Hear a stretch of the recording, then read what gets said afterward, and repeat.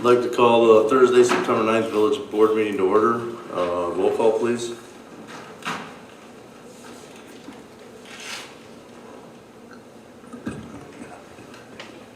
Trustee Goldman? Roll call. I didn't hear you, I'm sorry. Trustee Goldman for roll call. Here, present. Trustee Holzkopf. Present. Trustee Kanakaris.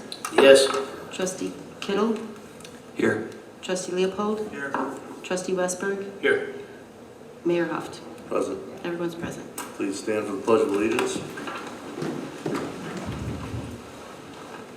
I pledge allegiance to the flag of the United States of America and to the republic for which it stands, one nation, under God, indivisible, with liberty and justice for all.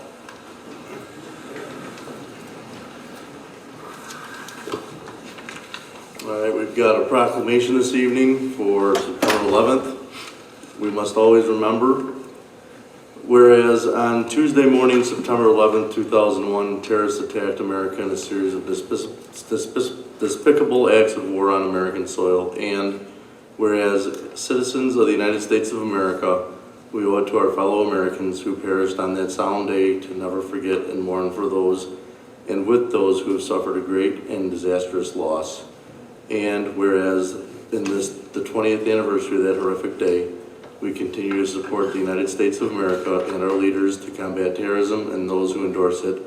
And whereas the United States is a symbol of freedom to the world, and in this spirit is the reason we continue to persevere in the midst of challenges to our freedom and to remain vigilant in defending our freedom that our ancestors fought so diligently to obtain. And now, therefore, be it resolved by the President of the Village of Huntley and the Board of Trustees to issue this proclamation to memorialize those men, women, and children who lost their lives and in support of the armed forces of the United States of America, especially Huntley's sons, daughters, that are bravely and proudly serving our country in the ongoing war against terrorism. And be it further resolved that this proclamation be made and published for all to see, that the residents of the Village of Huntley always remember with solemn respect those whose lives were taken suddenly without cause on September 11, 2001, and all lives since then that were sacrificed in the name of freedom. May they forever rest in peace and abide in our memories. Respectfully submitted and approved this 9th day of September 2021.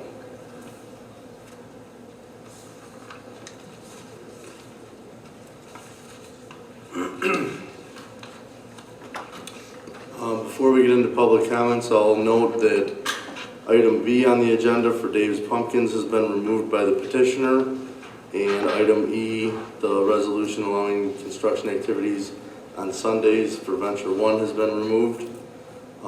With that, we still have public comment, but if it was for one of those issues, we will not be taking action on that tonight as they've been pulled. First, we have Ed Gifford. If you'd like to come forward and state your name, address.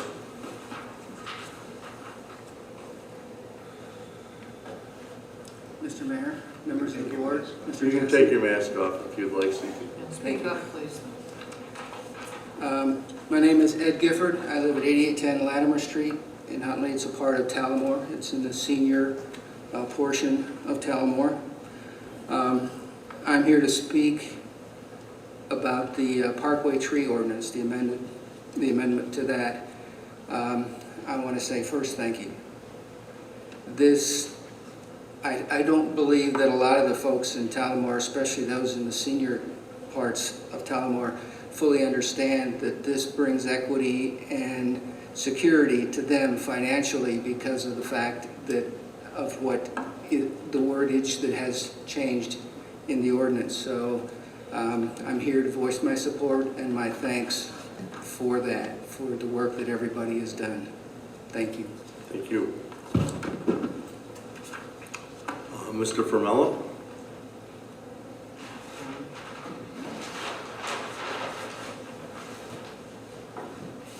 Good evening, everybody.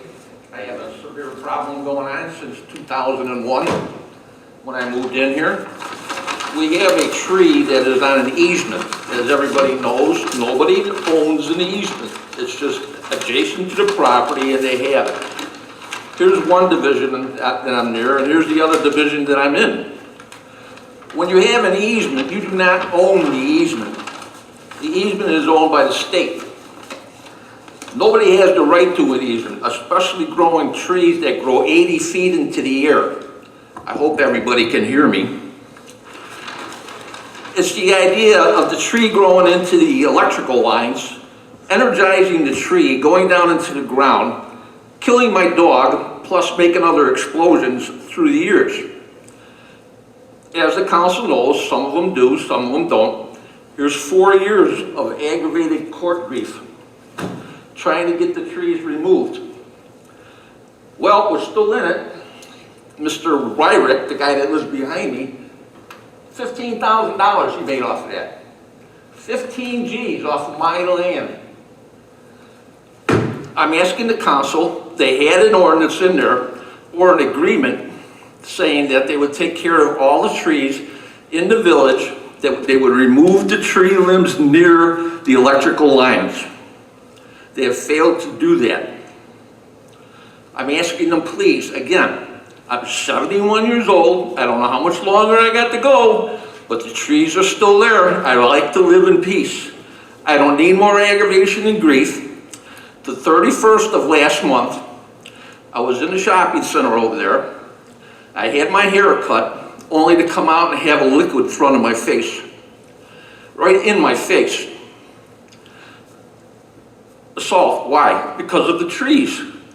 They have to pay for them. The village came over there, or ComEd came over there and told the 2 remaining people that are over there, they have to remove the trees and they have to pay for them. When the village has an agreement with Commonwealth Edison so that they will remove any hazards, and it's even in the agreement when they bought the land, that they wouldn't create any nuisances. It's in both agreements. One section of the land was made in 1965, and the other one was made in 1986. They're both in violation. I tried to correct them, and I'm the bad guy. I'm asking the village council to remove the trees away from the electrical wires. I'm begging you. I'm not asking you anymore. I'm begging you.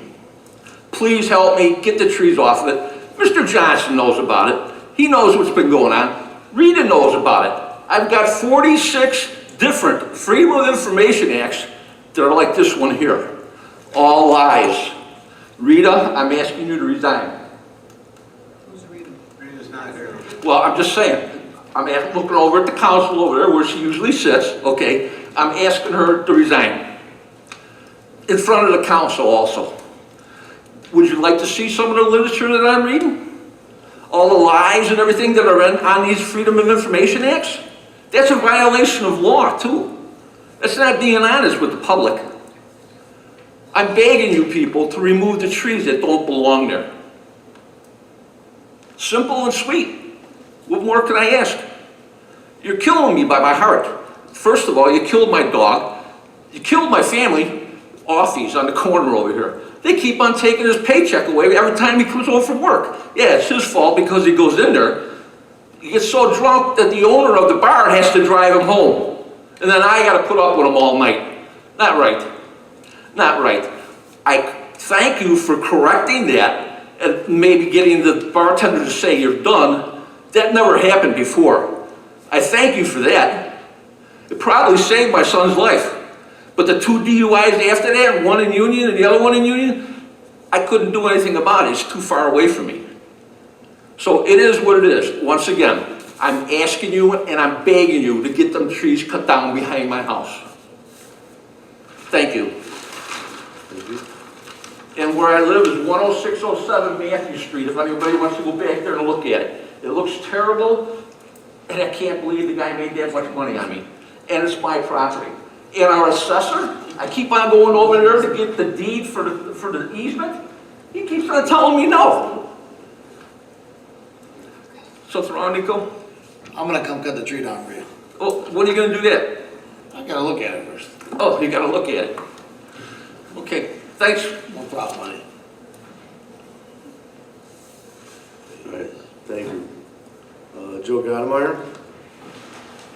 I'm only here in case you have questions about 16. Okay, thank you. Mike Pagola.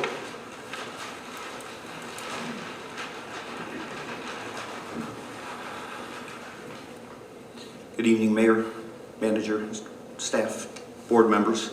I'm here, my name's Mike Figola. I live at 41W092 Derby Court over in the Prairie Oak subdivision. Initially, I was here tonight on behalf of 50 of our residents that live, and again, we're in the subdivision just to the east of the new Amazon development. We've been here before. You guys have been very good to us, very helpful to us. When we saw that they were looking to expand their hours of operation for construction, we had some items that were brewing. We've been working with staff and we're at an impasse and thought tonight might be a good night to come and talk to everybody. That was withdrew, but many of the residents from the subdivision are here tonight to see if we can get some help from the board. So as I said, we got a couple of items that we have brought to many items that we brought to Huntley staff and to the developer, and many of those issues have been resolved thanks to your staff and thanks to the developer. We don't sit around looking for things to just keep adding to the list because it's a big company and there's a lot of money. We only come here when they're real issues. There are many other issues that neighbors of ours have had, and we said no. The majority of the people said it wasn't that big of a deal. So if we come here, it's something that it's really important to us. As you know, our subdivisions worked hard to provide reasonable requests to lessen the impact of almost 2 million square feet of commercial property that's located just on our western border of our subdivision. Credit staff and the developer for listening and accommodating many of our requests. Tonight we're here to ask for board help on two items, two issues that actually one's a little bit older but with a new twist, and the other one's brand new based on the new development, the newest building that's going to go in there. Please understand, again, we don't just look for issues. These are real issues and they're important to us and the people that live within the community over there. The first issue is a headlight sight fence. The developer has removed a layer of trees from the wetland buffer area. The wetland buffer area is the area that's in between the development and our homes there. It's a bunch of trees, it's a bunch of bushes, all natural wildlife, or wild habitation. In order to further extend their building forward, it was advantageous for them to remove some of that wetland trees, which they can legally do. Complicated issue, but it's not a question of whether it's legal or not. The removal of these trees allowed the building length to add tens of thousands of square feet, thus a more valuable project. The effects of removing those trees include some of the following. Number one, we lost our visible screen between the commercial property and us. Now there's still some trees there, but understand that we're now going to get headlights now because the road going to the second building, once they come into what they call Venture Court, the trucks will end up going due east towards our homes. And in a couple of locations, there's two 90-degree turns. And Charlie, I don't know if we've got the slide. Okay, there was a slide that we thought would be a little bit more helpful, but we weren't able to get that up. We're now going to get headlights coming towards us. We're going to get more noise, and we're going to get the visual trucks moving from our living room, bedroom windows. It'll only get worse in a couple months when what's left there, the leaves are going to fall, and our screen will be pretty much eliminated. The other issue with it is, know that when they took out the trees on the outside edge of the wetland, and they took a sliver of them all the way along a wetland, that those are the strongest trees. So the forest is protected by the trees on the outside. So the trees on the outside get blown all the time and they develop a lot of strength to protect the rest of the forest. We've lost those, and that was evident a couple weeks ago when the storms came through and countless trees came down. If you look right now at that development in those trees, you'll see a lot of them just lopped off and half they're broken off. Some of them have felled. And then in addition to that, we lost 6 or 8 trees in our neighborhood. The people that border that development, we lost trees because now the wind is not knocked down like it used to be. So some of the residents are here to talk about their loss. We requested, in order to mitigate that, we met with Charlie and Scott and a couple weeks ago, and we asked Scott Marcourt and I, we requested that an extension of the fence, the sound fence that is being brought up in the first development, Project Pumpkin, it stops at Venture Court. We asked them to continue that 12-foot fence all the way to around to the berm hill, and that would protect us from the lights and the noise and stuff that's going to come at us. The developer responded back through staff that no to the fence, but changed some trees, required trees and shrubs to 25 evergreen trees. Now evergreen trees are nice, but it's not a solid fence. Someday hopefully it'll be good, but realistically what you find with a lot of the landscape trees is they get diseased, they die over time, and it takes a long time for them to go together. For an example, one of our residents that'll probably talk tonight, Glenn, him and his wife just planted 27 trees in their own backyard to screen their own property from this development. They personally put in 27 trees. The developer came back and said, we'll give you 25, we'll exchange and put 25 evergreen trees in. And that's the end of the discussion. We said, but, and you know, there's no code requirement that requires that to be done. They don't have to do it. So we're at an impasse with that issue. The other issue that I'd like to bring up is we've asked them to add an 8-foot board-on-board fence on top of the berm hill along Charles Street through lot 41, which is the Murphys. They're not able to be here tonight. I think Jim's out of town, but that 8-foot fence, originally we were talking about a 12-foot fence, the same sound fence to go up in there. We realized that's an expensive fence. We need 8 feet. An 8-foot board-on-board fence will look a lot better. It's more economical, looks better for the neighborhood, and one of the reasons we're asking for that is because the second building now, the elevation, the floor level is 3 feet higher than the other building. So this building is going to be the same height or a little bit more, and the elevation is even higher. So the building is creeped up a little bit. We will see that the tops of that building from our subdivision. This 8-foot fence would block that view. And if Mr. Murphy was here, he'd tell you about his bedroom window and how he's going to be looking right at the building and the lighting on the building that shines out in the parking lot. Understand that it'll meet dark skies criteria that keeps foot candles on their property, but you still see light when you look at a building, and they're going to be looking at that. This 8-foot fence, and they have agreed last time to put 8-foot bushes up there, and again, there's going to be a lot of gaps in there, and it's going to take a while, and it's a constant maintenance issue on the trees. We're really looking for an 8-foot fence, again, from where that 12-foot fence would start just up and to the end of lot 41 where the Murphys live. That's really our only request at this point. Again, it's the change in what's happened with the second building. We're not unhappy with how they've laid out the building. They've done a great job. These are a couple tweaks to just help us. We know that we're going to lose more trees and bushes and more of our screen as time goes on. We took the strong trees out of there. We know that the weak ones are going to come down. We're seeing it. We're seeing our own trees falling. So the problem is getting worse, and that's why we're here tonight. We understand that there isn't any statutory code that you can enforce to do that to them, but we also realize that the developer's here to make money. They're here for a profit. And we understand that the board is here hopefully to look out for residents, or at least nearby residents, for something that's in your community, and therefore our only recourse right now is to ask for some help. Additionally, if I could show that slide, which we can't, we originally asked Charlie and Scott if we could run that 12-foot fence on the 90-degree Adventure Court all the way down the road, and then on the other 90 to come up to the berm.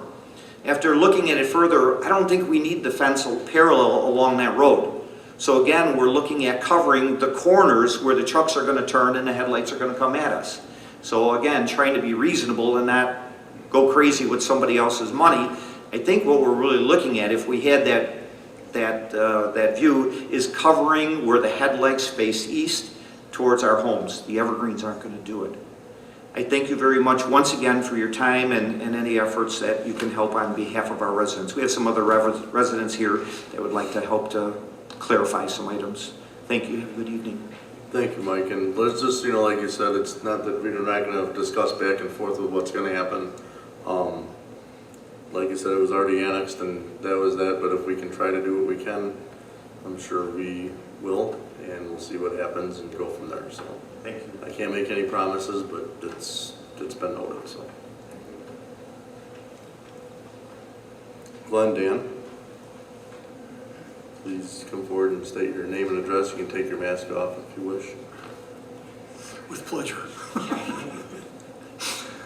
I'd like to introduce myself. I am Glenn Dow. This is my wife, Shirley. We reside at 41W 193 Sherrill Court, Prairie Oak subdivision. Mr. Mayor and members of the board, I thank you for the opportunity to express one of the concerns of the Prairie Oak subdivision regarding Project Pine. Well, here we are again. These two projects have brought many changes to our peaceful and quiet neighborhood known as Prairie Oaks. It's my understanding that the developer is not approving any more fencing for Project Pine. I have to say we do thank them for the 12-foot sound fence continuing all the way to the end of Project Pumpkin. However, even with the sound fencing, my wife and I had 27 more evergreen trees planted in our backyard to help hide the site and the sound of Project Pumpkin and the excessive amount of tree removal. This was a cost to us of over $8,000 this summer. The people in Prairie Oaks that Project Pie is now affecting would like the same consideration in which Project Pumpkin agreed to regarding a sound fencing. I feel the cost of the fencing is minute compared to the expense of the entire project. Therefore, I feel that what Prairie Oaks is requesting should be approved. I thank you very much. Have a nice evening. Thank you.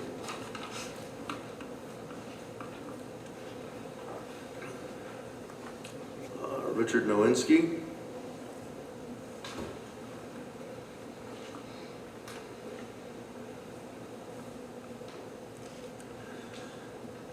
Hello, everyone. My name is Richard Nowinski, 41W198 Charles Lane, Prairie Oak subdivision. I am here to support the talk of Mike just two people ago. You know, to go back, and everybody's well aware of this, when Project Pumpkin was being discussed and decided yes or no, the second project was blindly approved with it for all different reasons.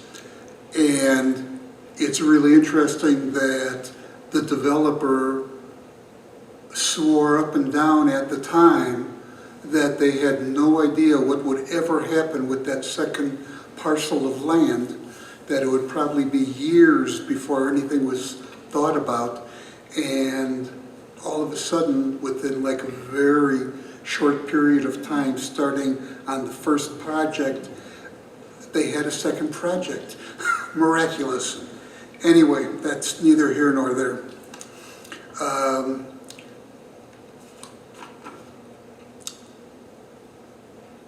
My understanding is that the removal of wetlands and trees is okay if similar things are put someplace else. Take a tree out here, put a tree somewhere else, you're sort of okay. That's basically just a substitution, and it's legal, provided that certain criteria is met, of which I don't know what that criteria is, but obviously it was met. It was met, rather. Unfortunately, when this is done, I think only one side was making the decision, and that's the developer. The other side being the village, the community. I don't know if they had anything to say about it. I honestly don't know. The direct impact of that substitution is probably going to be equal as far as putting a wetland someplace else on their property, trees, et cetera, et cetera. But the secondary impact was not at all considered. Those trees that were removed would provide, in essence, a fence that would protect many of the houses in our subdivision from the headlights, as Mike was saying, from the truck traffic that will be going on the, whatever that road is going to be called, from shining into the people's houses in our subdivision, and also the noise that the trucks will make. Since this is a 24/7 operation, this is going to be a forever thing. I mean, they're going to be coming in all during the night, I would think. You know, hopefully they won't be doing the braking or whatever it is, the air braking that's going to cause a lot of noise. At least hopefully that won't happen. But it's really going to be a mess. It's going to be very inconvenient for the subdivision as a whole, but specifically the people who will be in the way of the lights coming in. It seems that erecting the fence that's being requested is just a small trade-off, that the builder could do to offset the negative secondary impact that they created. I realize money is money, but it's in this grand scheme of things, it's a small thing. It'll make a few people happy. It might even help them somehow. Thank you very much for listening. Thank you. Scott Bennett? Good evening. You I'd need like to to take your mask off if you'd like. I'd like to show you some pictures. They're not very clear because I just printed them. I just got noticed about the meeting here. Sorry about the color there. There's two different pictures. So I live on 41W118 Derby Court, and I'm not going to go through everything everybody else went through. I'm just going to talk about my yard, what I see through the back of my house. So the first picture there is the one that's actually this one here. This tree line was really thick of trees, and they thinned it out on the first building, first phase one. In the second phase building, they took more trees out.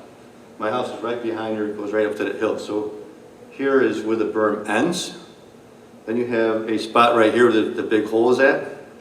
The trucks are going to come right through that line of trees that are wide open there and shine lights in my house all night long. So I'm just asking the same thing to help us out as a community, help us out and help us with that fence. Because there's no berm there, there's no fence, and the trees are gone. And the lights are just going to come right through. Just want to make it short and sweet. Just need your help on that. And the fence, and here's another picture, this one here. Yeah, I can do that too. But right here in this picture, you can see the mound, the berm, and that mound there is going to go away, so I'll see everything because all the trees are gone. And Mike was just stating, I'm one of the residents that actually lost 6 trees in my backyard. The windstorm picked up. Obviously, we have windstorms all the time. Never lost a tree. Now that all those other trees are gone, I lost 6 trees in my backyard, my own trees. They blew off the tops and uprooted some trees. So there's not that blockage that Mike was talking about. But again, all I'm asking for is some help for us in the community of the neighborhood. Thank you. Thank you. Scott Marquardt? It would be acceptable. Could I get the last speaker from Prairie Oaks? Speak with you. Sure. Mark Shannon?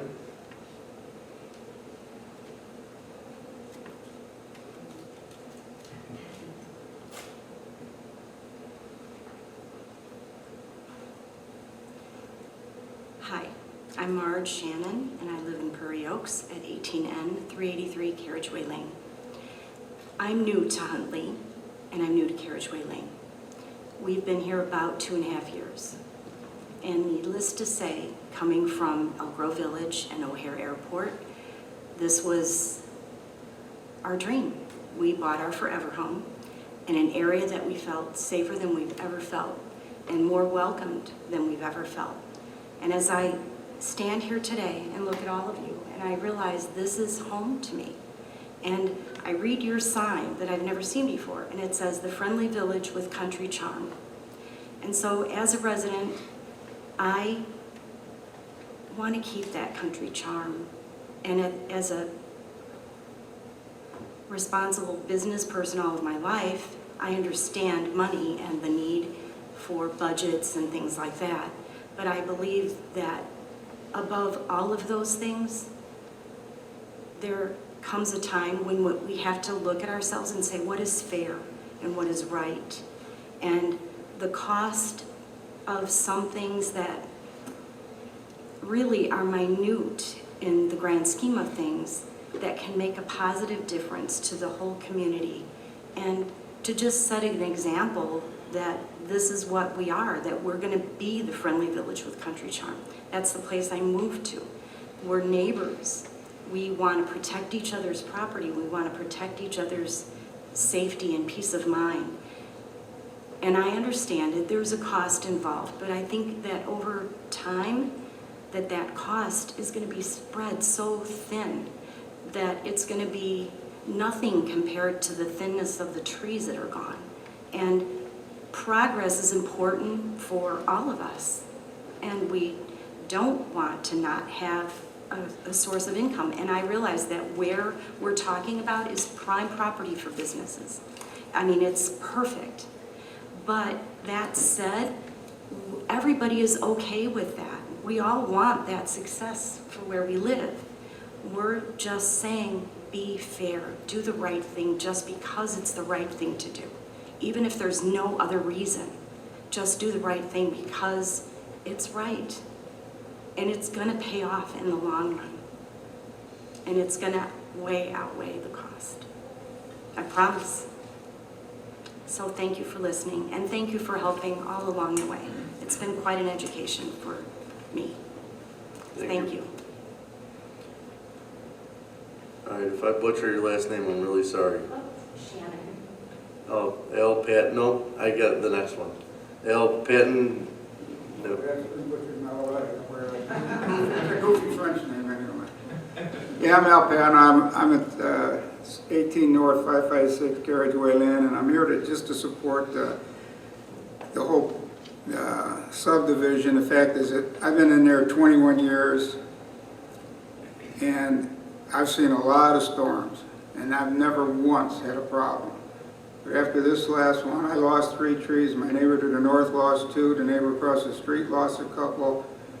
And it's just, you know, and like Scott was saying and Mike, it was a shame they had to take down those trees. They ruined that whole, and I back right up to the wetlands.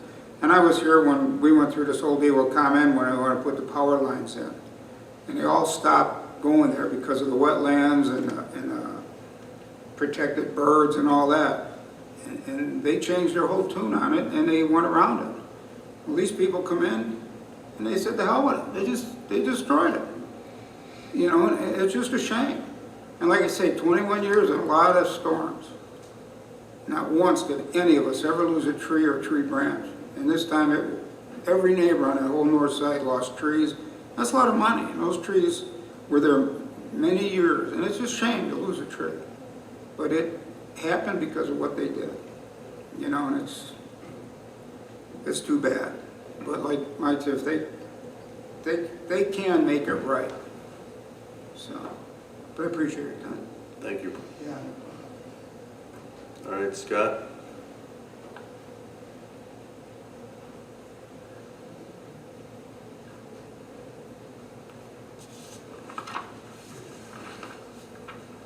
Thank you. Scott Marquardt, 41W115 Derby Court.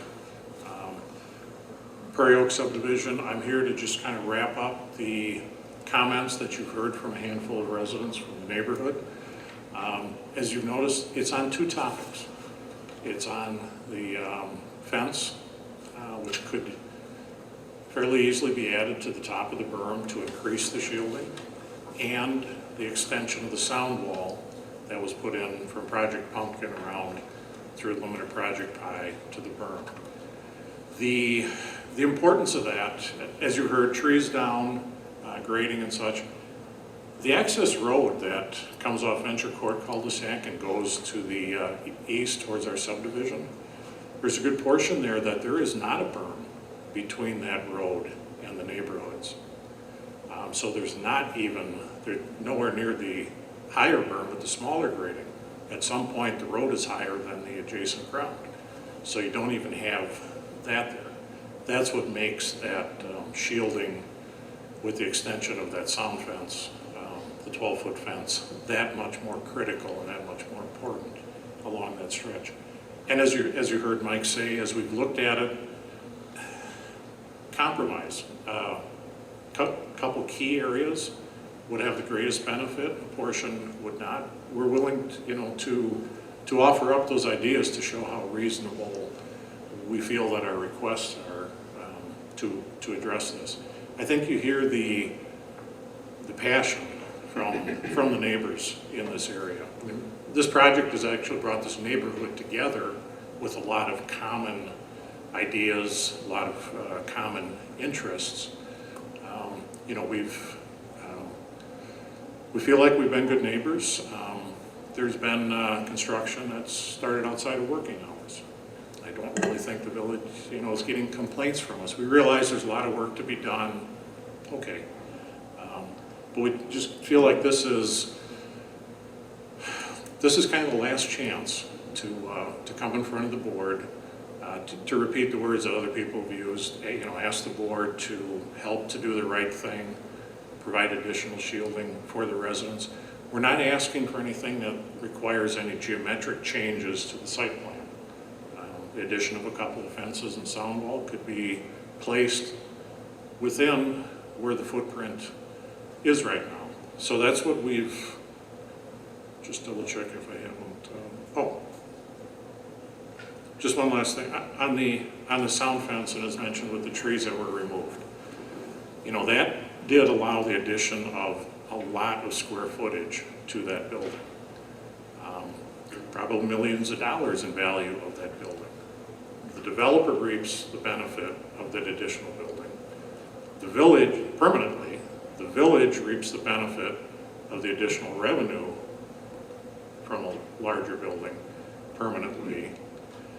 And we have a permanent impact that we'd like to, that we're asking you to investigate, look into, and see if those two items that we've described. We have provided an exhibit, marked up locations of this.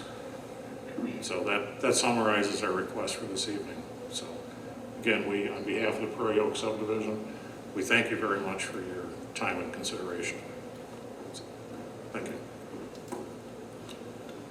Thank you, and just so you guys all know, I've talked with our village manager, and tomorrow we're going to be going out on site and taking a look at what is there with the berms. I know I've been out there a couple times. I know the heights of the berms, I had some concerns when they got annexed. Those have been answered, and it's where it should be. But the one thing Dave and I were just talking about actually before even tonight was that there has been some changes, and I'm not going to just say let them go with what they want to do and you guys are too bad, so sad. But I think before they're finally done and they're opened, we're going to have a better idea of what screening is going to need to be done. And then I'd like to set up a meeting, I don't know if it'll do any good, but eventually we're going to have to, where they can see what the impact is on you guys as homeowners. And it's like Mike, you said right away, is there's nothing in statute that we can force them to do anything, but I think as far as being a good neighbor, if we can take a proactive approach with them to say, if you live there, you wouldn't be happy with this, and what we can do to make it better in the long run for all of us. So I don't want you to think we're not listening or we didn't care because we didn't respond, but that's kind of the plan that we've taken, that I think we're going to be able to get the most done with that being said. And then, like I said, go from there. I've been on the project every couple weeks up until last week. Now it's being weekly to see what the impact is, because everything's getting more developed and graded that we can see. So I just wanted to share my comments that back to you. so you didn't think your comments were falling on deaf ears, or we were just sitting up here nodding our heads, so. And we'll make sure to get the exhibits in. Yes, Thank you. even though we couldn't get them on the screen, we've got them, so. Okay, so thank you for your comments as well. All right, item 6, letter A, consideration approval of September 9th, 2021 bill list, the amount of $142,548.62. Hold on, that's not right. Is it? Yeah, okay, it is right. Sorry, I was thrown off. Is there any changes or additions? Motion to approve? JR? Second. Nico, roll call, please. Trustee Westberg. Aye. Trustee Holzkoff. Aye. Trustee Kanikaris. Yes. Trustee Leopold. Yes. Trustee Kittle. Yes. Trustee Goldman. Yes. Motion carries. Item B has been removed. Item C, resolution authorizing negotiation of a purchase and sale agreement and redevelopment agreement with the True North Properties Incorporated for the sale and redevelopment of the Caddy property at 1117 South Church Street. Dave? Thank you, Mayor. Back in 2017, as the board knows, we purchased the Caddy property on South Church Street with the intent of revitalizing and redeveloping the property. As the board knows, the property is located within our downtown TIF district. The board previously approved a TIF redevelopment plan for the downtown TIF district, and a fundamental component of the plan is rehabilitation and redevelopment of qualified redevelopment project sites within the TIF. The board has identified the Caddy property in the existing building, which has been vacant now for several years, as a redevelopment priority under that TIF redevelopment plan. Since acquiring the property in 2017, as the board is aware, we've undertaken significant environmental remediation and other site preparation work to prepare the Caddy property and building for successful rehabilitation and redevelopment for new occupancy. Per the board's direction back on July 8th, the village requested letters of interest by the end of the month, July 30th, from parties that had recently expressed interest in acquiring the property. The LOI was requested to identify the proposed uses and development experiences of the interested parties. The process required a less formal submittal than a previous RFP process, but was intended to serve as a starting point to begin discussions and potentially enter into formal negotiations for the sale and redevelopment of the property, and that's where we are this evening. We did receive 3 responses to the, we received 3 LOIs. One respondent previously submitted a proposal and a similar request to the board in 2019, and 2 additional new proposals were also submitted. At this point, the board has identified True North Properties as the preferred party to continue discussions with the sale and redevelopment of the Caddy property. The proposed use of the building would be to keep the existing structure and look at 30 units inside the Caddy building with some additional new development along South Church Street. As the board knows, our strategic plan identifies the redevelopment of the Caddy property as an important aspect of that plan.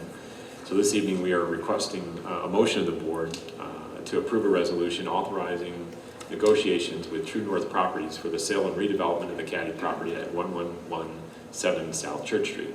We do have representatives from True North in attendance this evening, should the board ask or have any questions for them.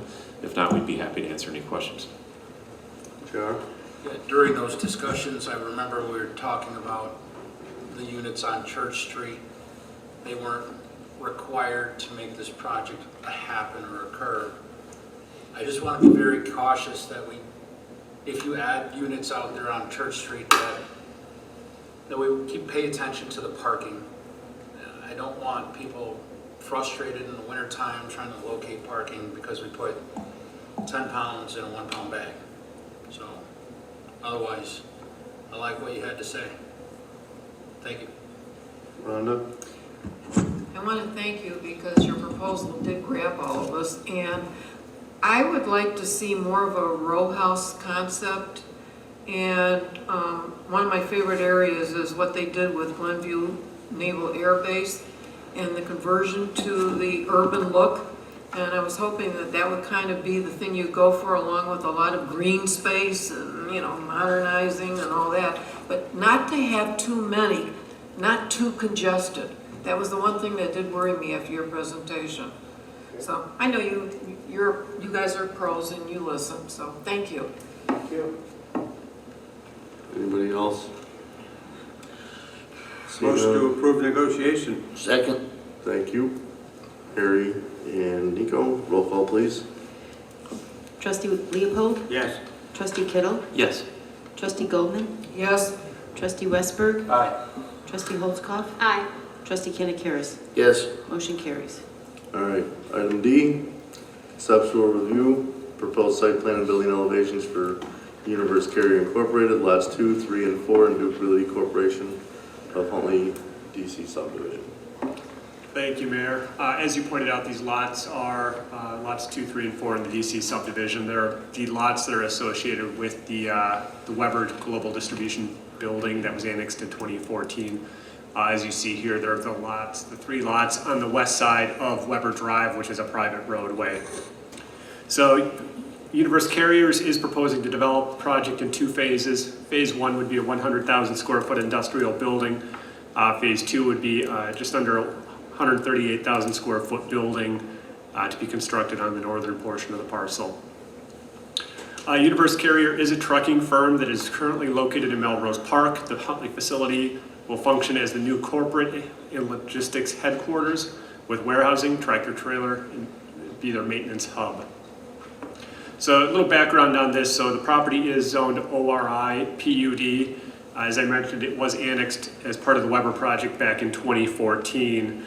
The annexation agreement that was approved in 2014 provides for the entire development, including these 3 parcels, to follow the ORI zoning regulations that were in place at the time of annexation.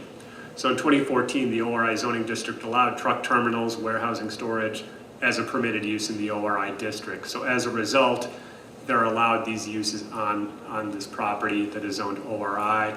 Obviously, the ORI district has changed over time, and those uses aren't necessarily allowed or allowed as special uses. However, in this case, they're permitted uses because they are tied to that annexation agreement that was approved in 2014. So moving on to the proposed plan, again, 100,000 square foot building. You see a rendering of the building. This is the north elevation, and I'll get into a site plan in just a moment. But this, again, is a 100,000 square foot building that includes 95,000 square feet of warehousing and truck maintenance, and 5,000 square feet of office space. Taking a look at the site plan, just quick orientation. So this is the southern 2 lots that are highlighted in yellow. So you see that there, they would combine these in a plat of subdivision into 1 parcel. So that's what we're looking at with this site plan. Again, the end of Weber Drive is there. That's the end of the cul-de-sac, the southern end of it. I-90 off to the right, Freeman Road off to the left, further north.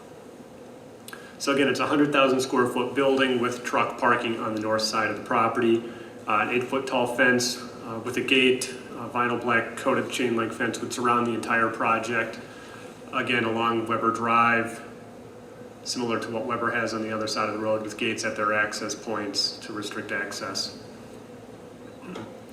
Parking for the phase 1 building will consist of 67 passenger vehicles. There'd also be 54 trailer stalls that are 55 feet in length, 41 tractor and trailer spaces that are 75 feet in length, and 22 trailer stalls that are 60 feet in length.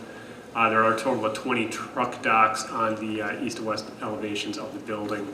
So orientation, again, the north side of the building here, office space would be at the northeast corner, the truck loading docks on the east and west elevations of the building. As you move south on the building, the maintenance area where they can drive in is on the southern end of the building. Another component to point out on this site plan that they're requesting approval for would be a private fueling and weight station, which is shown on the west side of the site plan. You see that there. So this is something that the zoning ordinance doesn't currently allow as a permitted or special use in the ORI district. So the fueling station itself, we'll have to do a text amendment to accommodate it as a special use when it's accessory to a principal use, such as Universe Carriers. Universe Carriers feels it's important for this facility to be on their property. They'll maintain their own fleet and do inspection operations at this facility. And it's critical for their operation to efficiently fuel and weigh tractor trailers at the same location. The fuel and waste station would be for the private use of Universe Carrier and will not be available for public use. I'm going to move on here to the building elevations. Again, taking another look at this north elevation facing towards Freeman Road off in the distance. You see that there, office space at the northeast corner of the building, again, north elevation. South elevation would face more or less towards the tollway. There's obviously a fair amount of screening and landscaping along the creek between that and the tollway. So again, the building would be, southern end of the building would be about there. Existing creek, landscaping, detention, also shown on the property. You see that, which has already been constructed as part of the Weber project. But again, detention for this property as well. Truck loading docks, again, on the east and west elevation, a total of 20 of those. You see those, as well as drive-in bays at the southern end of the building for truck maintenance. Overall building height is 38 feet in height. Landscape plan has been provided. Conceptual landscape plan provides perimeter shade trees around the site, as well as foundation plantings along the northern edge of the building and the required landscape plantings. We did discuss with the petitioner as part of the initial review is adding evergreens along the truck storage area along Weber Drive. This is to help screen some of the truck storage area on the north side of the property. It's very similar to what Weber did on the east side of the road, would help screen their truck parking there. Just taking a closer look at the landscaping plan. Again, this is where we asked them to add some additional evergreens for some screening of the truck parking area. This is the truck storage area on the north side of the property. I see landscaping within the truck storage area as required by ordinance along the perimeter of the property. This is just the southern edge. Again, the creek is off to the left, to the west, tollway off to the south. Again, perimeter trees and foundation plantings along the northern edge of the building adjacent to the office space. The other part of this project is a phase 2 on the northern portion of the property. So phase 2 does incorporate some of the phase 1 property, specifically this area here, which is this truck storage area. That would get re-subdivided in phase 2 when that came forward. It would be an additional 140,000 square foot building, or just under that, which would have employee parking along the eastern elevation of it along Weber Drive. The rear of the building would have the truck docks, as you see here. And again, the truck parking, then the exterior truck parking would be reduced with the second phase of the project. Would be limited to, again, the truck bays on the west elevation of the building and along the southern property line. Again, this is phase 2, so everything, we don't have a building elevation at this point in time. It's fairly preliminary in nature at this point. So this is a concept review. I will remind you tonight, there is no action being taken. This is an opportunity for the board to provide some initial comments, questions, and concerns to the petitioner that they should address as they begin to move forward through the formal review process. Part of that formal review process will include preliminary and final plat of subdivision, preliminary and final plat of subdivision to subdivide the property, as well as preliminary and final PUD. As I mentioned, the text amendment for the fueling station, and then a special use permit for the fueling station based on the proposed text amendment that would be going forward. So with that, that completes my presentation. There are representatives from the trucking company as well as their design team in attendance tonight. Should you have any questions for them? Thank you. Thank you, Charlie. Anybody got questions? None, we'll start with you and we'll just come down the line. Okay. Who's here? Can you come up, please?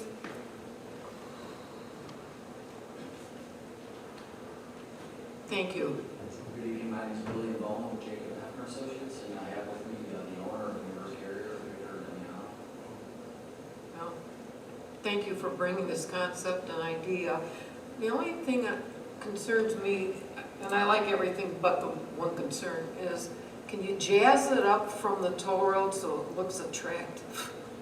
The south elevation is what you're talking about, right, Rhonda? Yeah, I don't care, something, but... No, but they need to know which elevation you're talking about.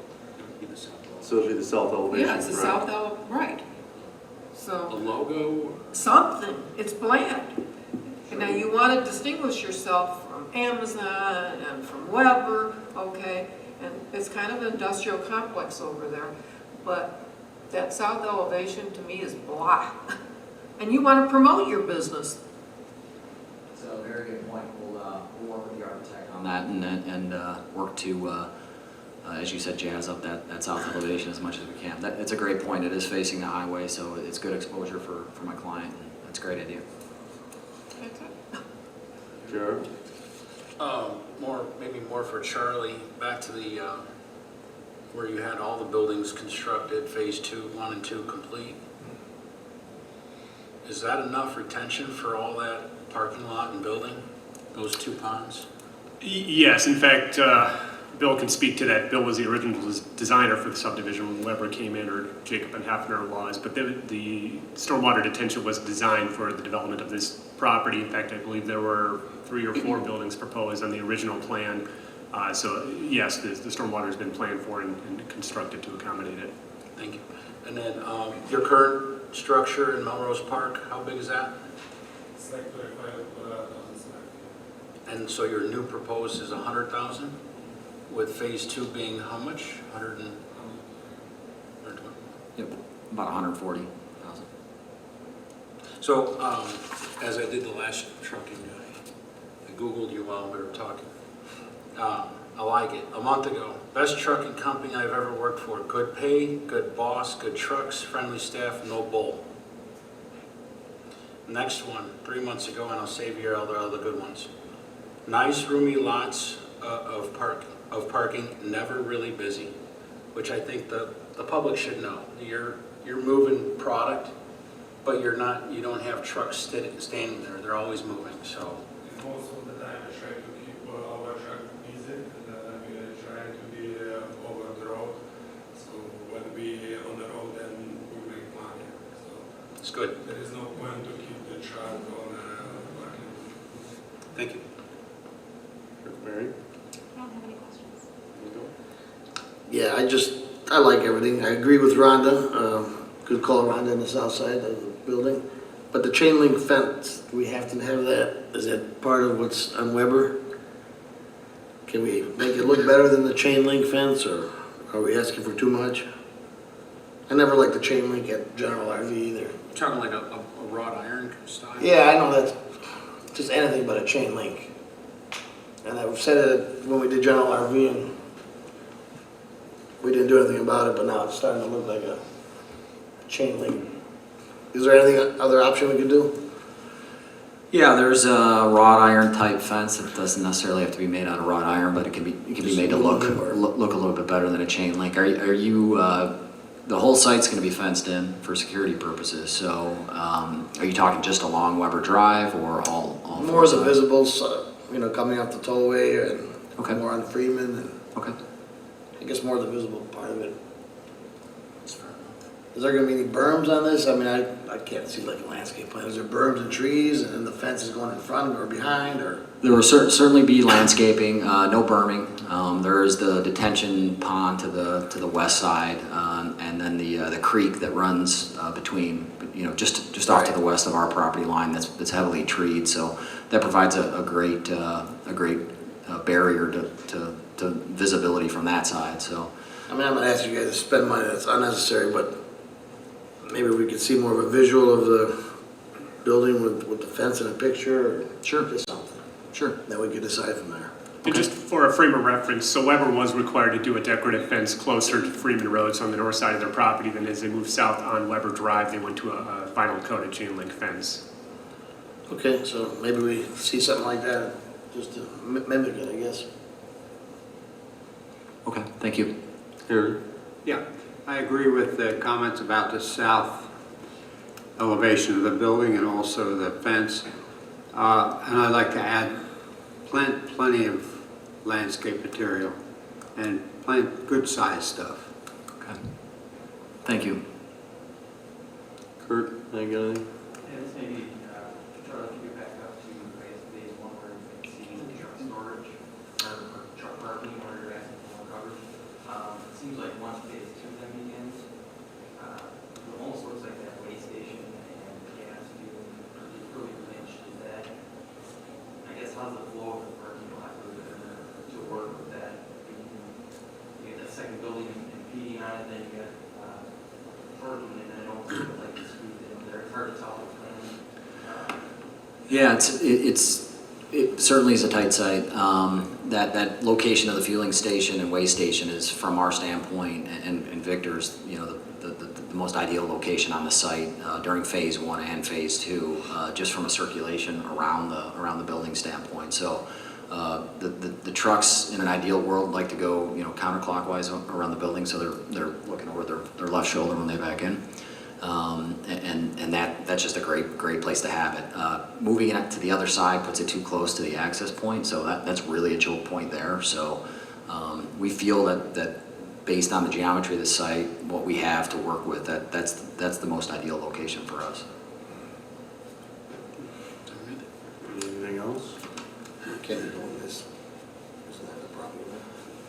It's, that might be part of their stormwater, that they need to keep green space. Yeah, beyond to the west there, that is floodplain and stormwater detention. So you're not keeping it back because our setbacks, you can't even. They're natural features we're trying to, the floodplain's a natural feature we're trying to preserve as much as possible, and obviously Right. the detention we need to have. I just thought if it was our setbacks, then we'd let you go into it a little bit just to widen that up. Sure. I think, like you said, with you with the scales, because that'll be flush, those won't be up in the air, those will be flush to the ground. And your fueling station will be right there, so it's, like I said, I think you guys know where you need it to make it work, and you're not gonna do it where you have to move it off to even the first building to do the second, so.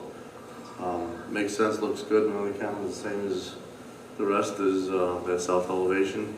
And, even if it's, chain link fence in some part of it, if it's vinyl wrap, that helps aesthetically.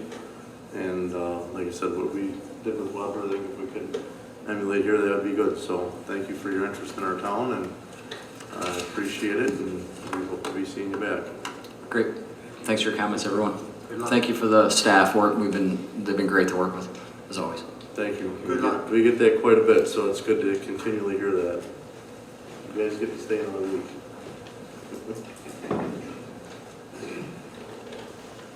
All right. Item E has been removed. We're going to go to item F, consideration of an ordinance proposing the establishment of a special service area for Cider Grove, unit number 2. Charlie?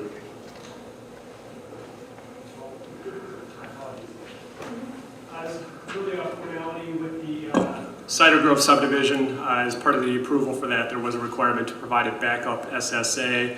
That is in case the HOA failed to maintain stormwater or some of the common area elements.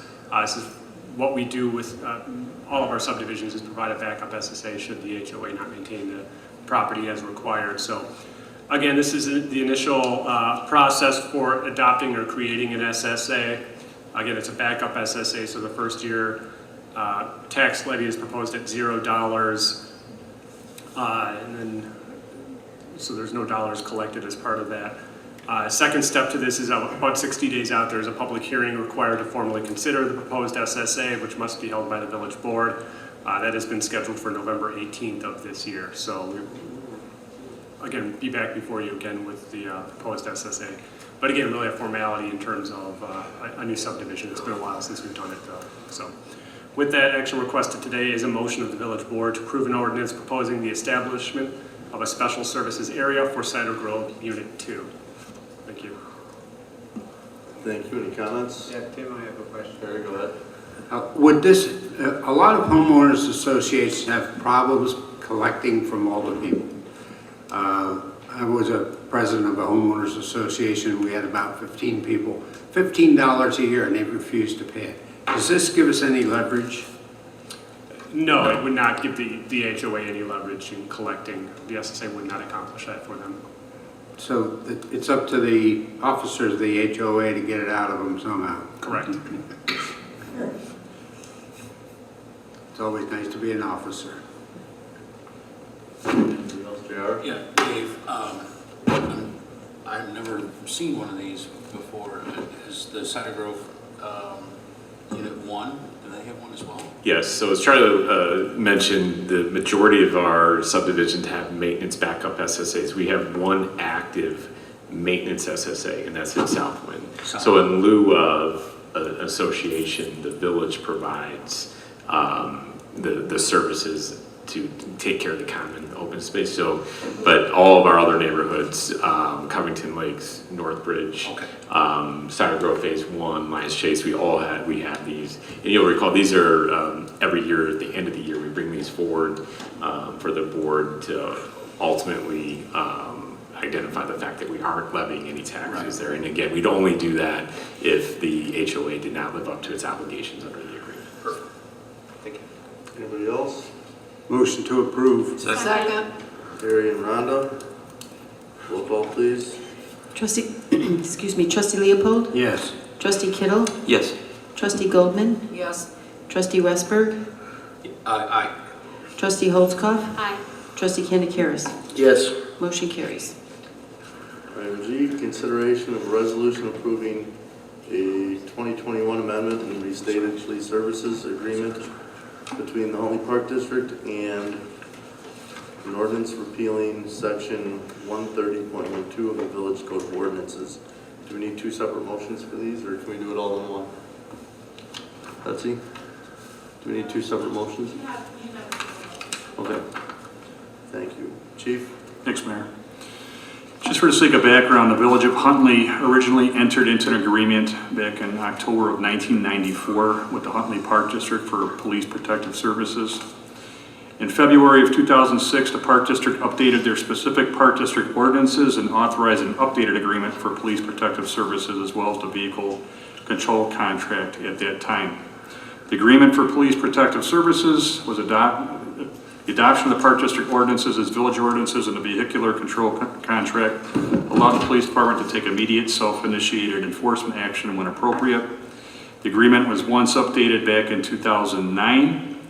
In June of 2021, the Park District approved new ordinances which are different from the Village Code section 130.12, the Park District property governance. In reviewing the current agreement for police protective services and the vehicular control contract, as well as the Park District property governance ordinance, the village attorney has recommended that the village enter into a single agreement to include both police services and the vehicular control contract, as well as to repeal section 130.12 from the Village Code of Ordinances. The ability for the Huntley Police Department to enforce Park District ordinances is best addressed through an amended and restated police services agreement. It is not necessary for the village to adopt Park District ordinances to be included in the Village Code of Ordinances. The services agreement provides Park District authorization for the village to issue citations for Park District ordinance violations on Park District property. The agreement would also require the Park District to carry insurance and indemnify the Village of Huntley from any liability that results from enforcement of the Park District ordinances. As far as legal analysis, the village attorney has reviewed the draft agreement and all is in order for the village board consideration. So action requested would be a motion of the village board for approval of the following resolution and ordinance. Resolution approving a 2021 amended and restated police services agreement between the Huntley Park District and the Village of Huntley, and an ordinance repealing section 130.12 of the Village Code of Ordinances. I believe this matter is up at the front of the Park District Board on September 22nd as well. Be happy to answer any questions. Any questions? Motion to approve. Second. JR, Mary, roll call, please. Trustee Westberg? Aye. Trustee Holzkoff? Aye. Trustee Candecaris? Yes. Trustee Leopold? Yes. Trustee Kittle? Yes. Trustee Goldman? Yes. Motion carries. All right. Consideration approval of payout request number 3 to Arrow Road Construction Company for the 2021 Street Improvement Program in the amount of $658,963.10. Tim? Thank you, Mayor. Arrow Road Construction Company has submitted the third payout request for the 2021 Street Improvement Program. The village's project engineer, Seabell, has reviewed the request and all is in order for consideration of the payout. We are at the substantially complete phase. They're working through punch lists, so we've reduced the retention to 5% at this time. The required waivers and certified payrolls have been provided. So at this time, the action request is a motion by the village board to approve payout request number 3 to Arrow Road Construction Company in the amount of $658,963.10 for the work completed under the 2021 Street Improvement Program. Any questions or comments? Motion to approve. Second. Terry and Kurt. Roll call, please. Trustee Leopold? Yes. Trustee Kittle? Yes. Trustee Goldman? Yes. Trustee Westberg? Aye. Trustee Holzkoff? Aye. Trustee Kanakaris? Yes. Motion carries.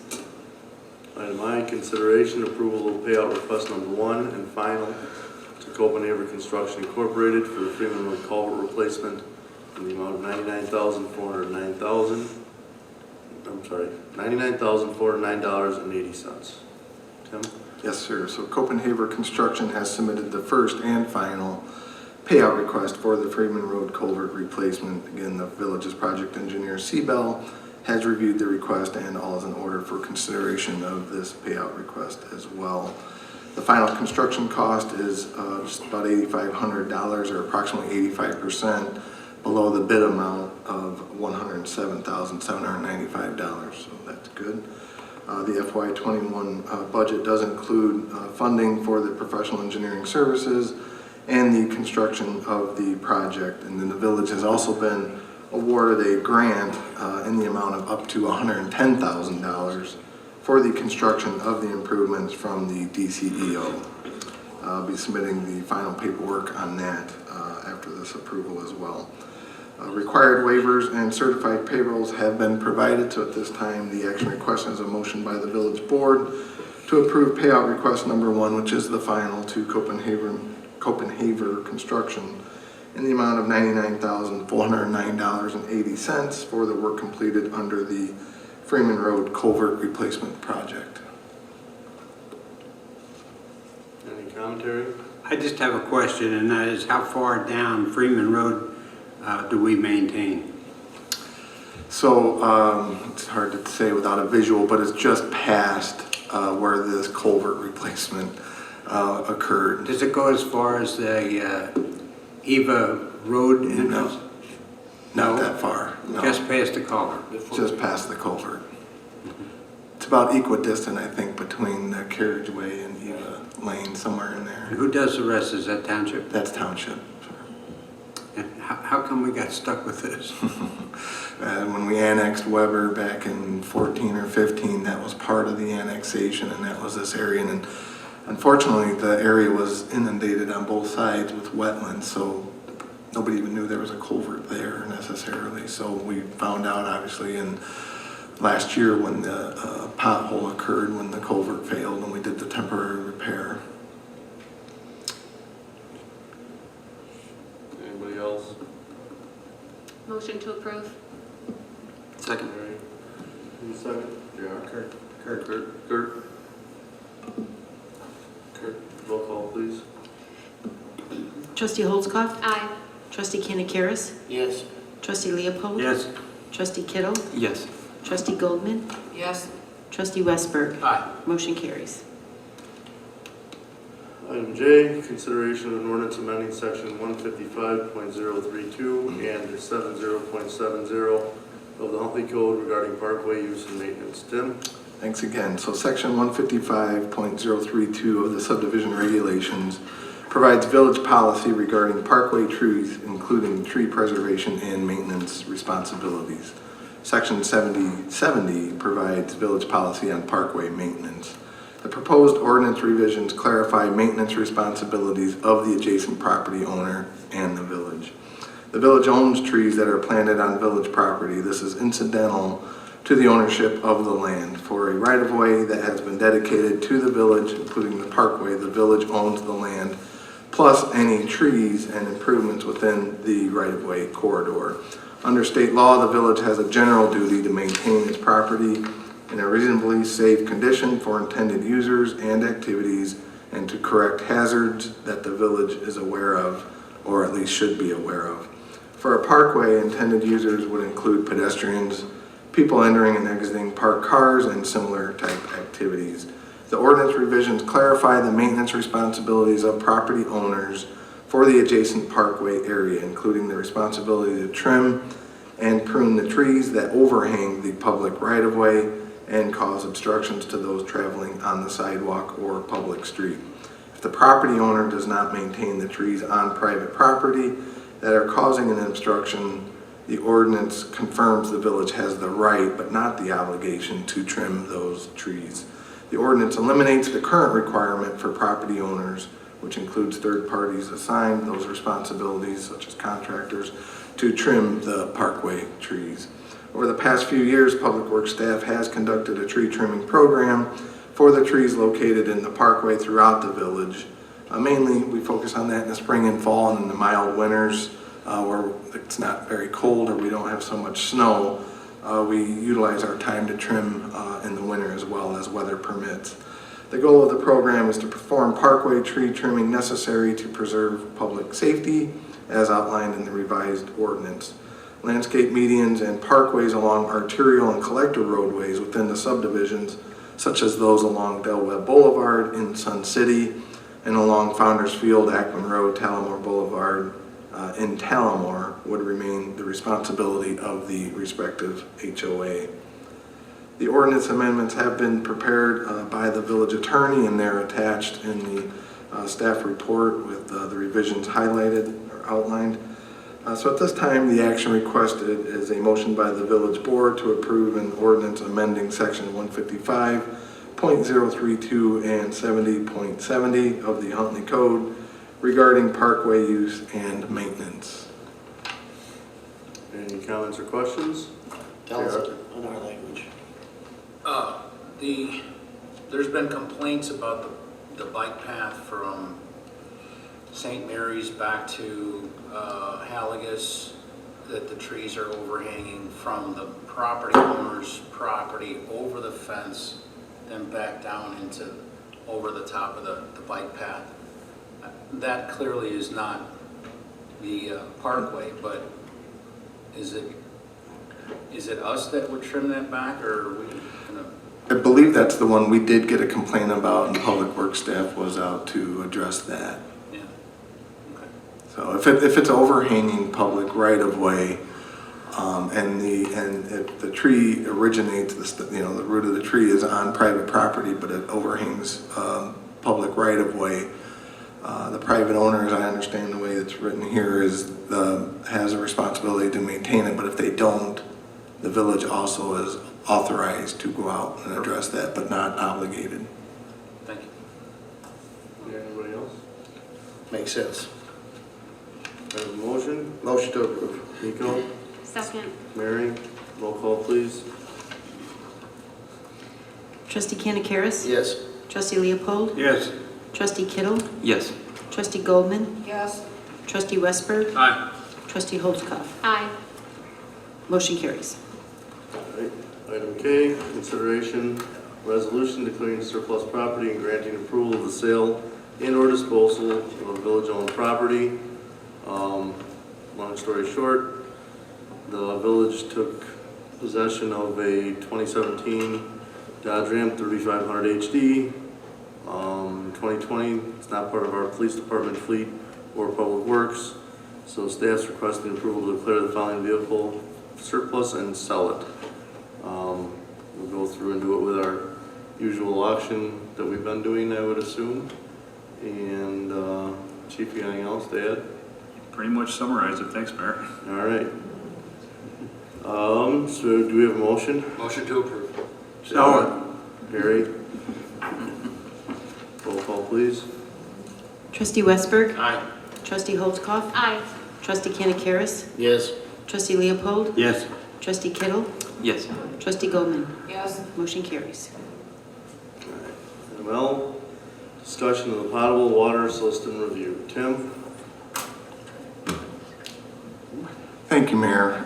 I know it's getting late, so I'll try to be as brief as I can, but I do have a presentation to walk through the status of our water system and give you an update. I know if Hey, Tim, just real quick, I'm sorry, Go I just want to, for the board, the reason that we're doing this is we want to be out in front of the budget. So as we were here a couple weeks ago talking about our budget calendar, this is going to be an important part of moving forward, not only with our infrastructure, but the future budgets and where we go with investments in our infrastructure. So what we've asked him to do is getting into that specific discussions on the budget is to give the board an overview of this. So sorry, Tim. No, Set great. that stage. Thank you for the intro.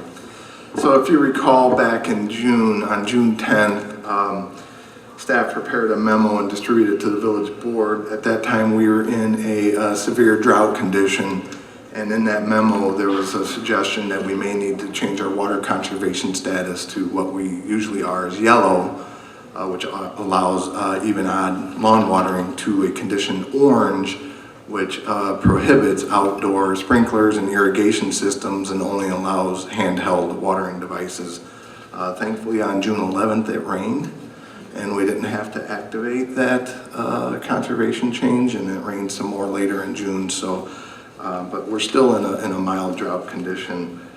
So the point of this presentation is to just help you understand, understand why that condition exists, how it still exists moving forward in the future years, and really the challenge we have before us, as Dave mentioned, additional infrastructure necessary to prevent that from happening moving forward.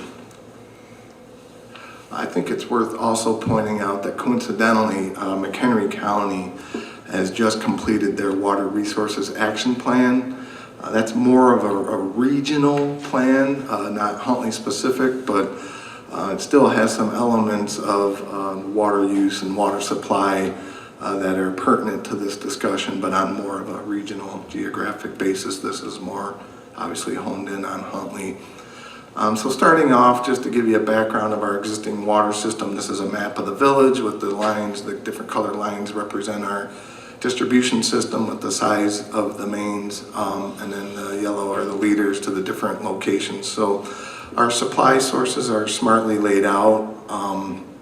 Well number 7 being in the southeast quadrant of the village, well number 8 up in northeast up in Southwind, well number 9 sort of centrally located in Sun City near the golf course, and then well number 10 in Wing Point on Kreitzer Road, it's more south central to the village, and well number 11 up in the northwest. So again, a nice even distribution of our supply sources. Next, as our treatment centers, we have 5 wells. We also have then 5 water treatment plants, coinciding with those wells, generally built on the same site as the wells, except for well number 9. Presumably they didn't want to put a treatment plant in the golf course, so they moved that up to where the west wastewater treatment plant is, and we just run a raw water main to it. The same thing with storage. We have 5 elevated water storage tanks, again smartly placed throughout the village, mostly located at our treatment centers, with the exception of tower number 1, which is our oldest tower, is located, and also our smallest tower, it's only 300,000 gallons, located at the Bakley Shopping Center. But again, those are all distributed geographically and provide even pressure throughout the system. So our supply, as I mentioned, we have 5 wells. They're all deep sandstone water wells. They're numbered 7 through 11. 1 through 6 were our old wells. They're all abandoned and capped. They were shallow wells.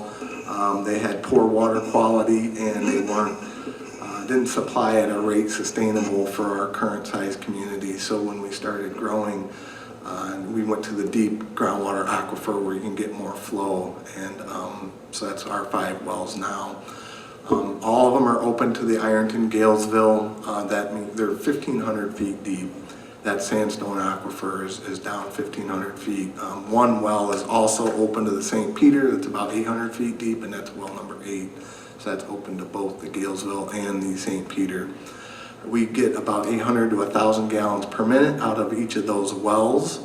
And those wells, the deep groundwater aquifer in our area, geographic area, all of northern Illinois, exceeds the radium standards, and then in this location also exceeds the barium standards. That's why we have the 5 water treatment plants that have the cation exchange treatment that you see in the blue in that picture. Basically, those are just overblown, oversized for municipal use. They're basically home water softeners on a much larger scale. That also softens the water, removes the radium down to standard, as well as barium. One plant, which is well number 9, includes the forced draft aeration that you see in the picture in the lower right. I'll explain that a little bit here through a flow diagram of well number 9. This is just a schematic of the well, goes through the meter, This red box here outlines water treatment equipment that's just unique to well 9. Every other plant pumps from the well through the meter, through the cation exchange, gets chemical treatment and straight out to the system. Well number 9 has hydrogen sulfide, which is like a rotten egg odor. So we want to strip that out before it goes out into the system, and you do that through aeration. You add some chlorine, you precipitate out the hydrogen sulfide through detention, and then you repump it into the cation exchange system and out into the system.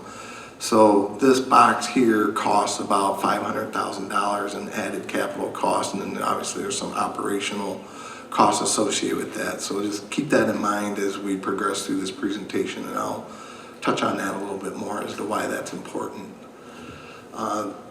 This is the water quality summary of our wells, with the wells being listed here in the rows identified on the left, 7 through 11. Won't go through all of these. I've highlighted the barium and radium columns because, again, those exceed the MCL as maximum contaminant level. That's basically the IEPA standard, okay? So the primary standard is 2 for barium. We're up over 2 on all of our wells, and it's important to note our southernmost wells, well 9 and well 7, are 5.7, and I think that's a 6.8 are our highest levels of barium. Again, that's important to note, and I'll touch on that more later. But even more importantly, well number 9, that southwesternmost well, is high in radium. They all are, but this one's unusually high, approaching 25. 25 picocuries per liter is about the upper limit of what we can treat with our current treatment system for radium. So we don't want to dig a well and have anything be higher than that and expect cation exchange to treat it. Again, I'll touch on that some more. Just keep that in mind. In terms of the water use review, the years are listed across the top here in green, 2010 to 2015, and then down here is 16 through 20. I've highlighted here in yellow the maximum daily pumpage for the single most maximum day in any given year that we have to pump, because our supply sources have to match what's required in any one day, right? So that's the key parameter for us. So it ranges anywhere from in the 4s to, in 2011, starting in the summer of 11 through 2012 was our last drought condition. Those got up over 5 million gallons per day for that one day of pumpage, which we were maxed out. And then it tapers back down into the 4 range, which is much more manageable for us. As on an average over that basically 10-year period, we were right around 4.5 million gallons per day maximum, okay? So that becomes important. Again, I'll explain more on that. Our average daily pumping is maintained right around 2.2 million gallons per day. So we basically double our production in the summer times on those max days when we have extreme outdoor water use. 2021 is not represented on here. Obviously, we're not done with that calendar year yet, but it was a severe drought through July, and now we are in a moderate drought. And so that's why we saw that max day jump in 2021. This is just a look at the National Weather Service data for the Chicagoland area. Our normal rainfall is right around 37 inches in any given year. So the columns on the left would be those years that have drier conditions. Column in the middle is more normal conditions. Column on the right are those years that have wetter conditions. So here's 2012 that I mentioned was a drought year. I imagine 21 is going to be somewhere in here as well. Then we had a couple years in here, 16 and 20, that were pretty average, but most of our years here, especially recently, were pretty wet. So that might have allowed our max day to be arbitrarily sort of pushed down because we had wetter precipitation and outdoor watering wasn't as prevalent over the last several years, at least between now and 2012. So this table on the right here, I just, after our June 10th max day, it was getting pretty nervous, right? Because we were pumping close to 5 million gallons per day, and if that would have continued, we would have had to go to that condition orange, and that's not pleasant for anybody.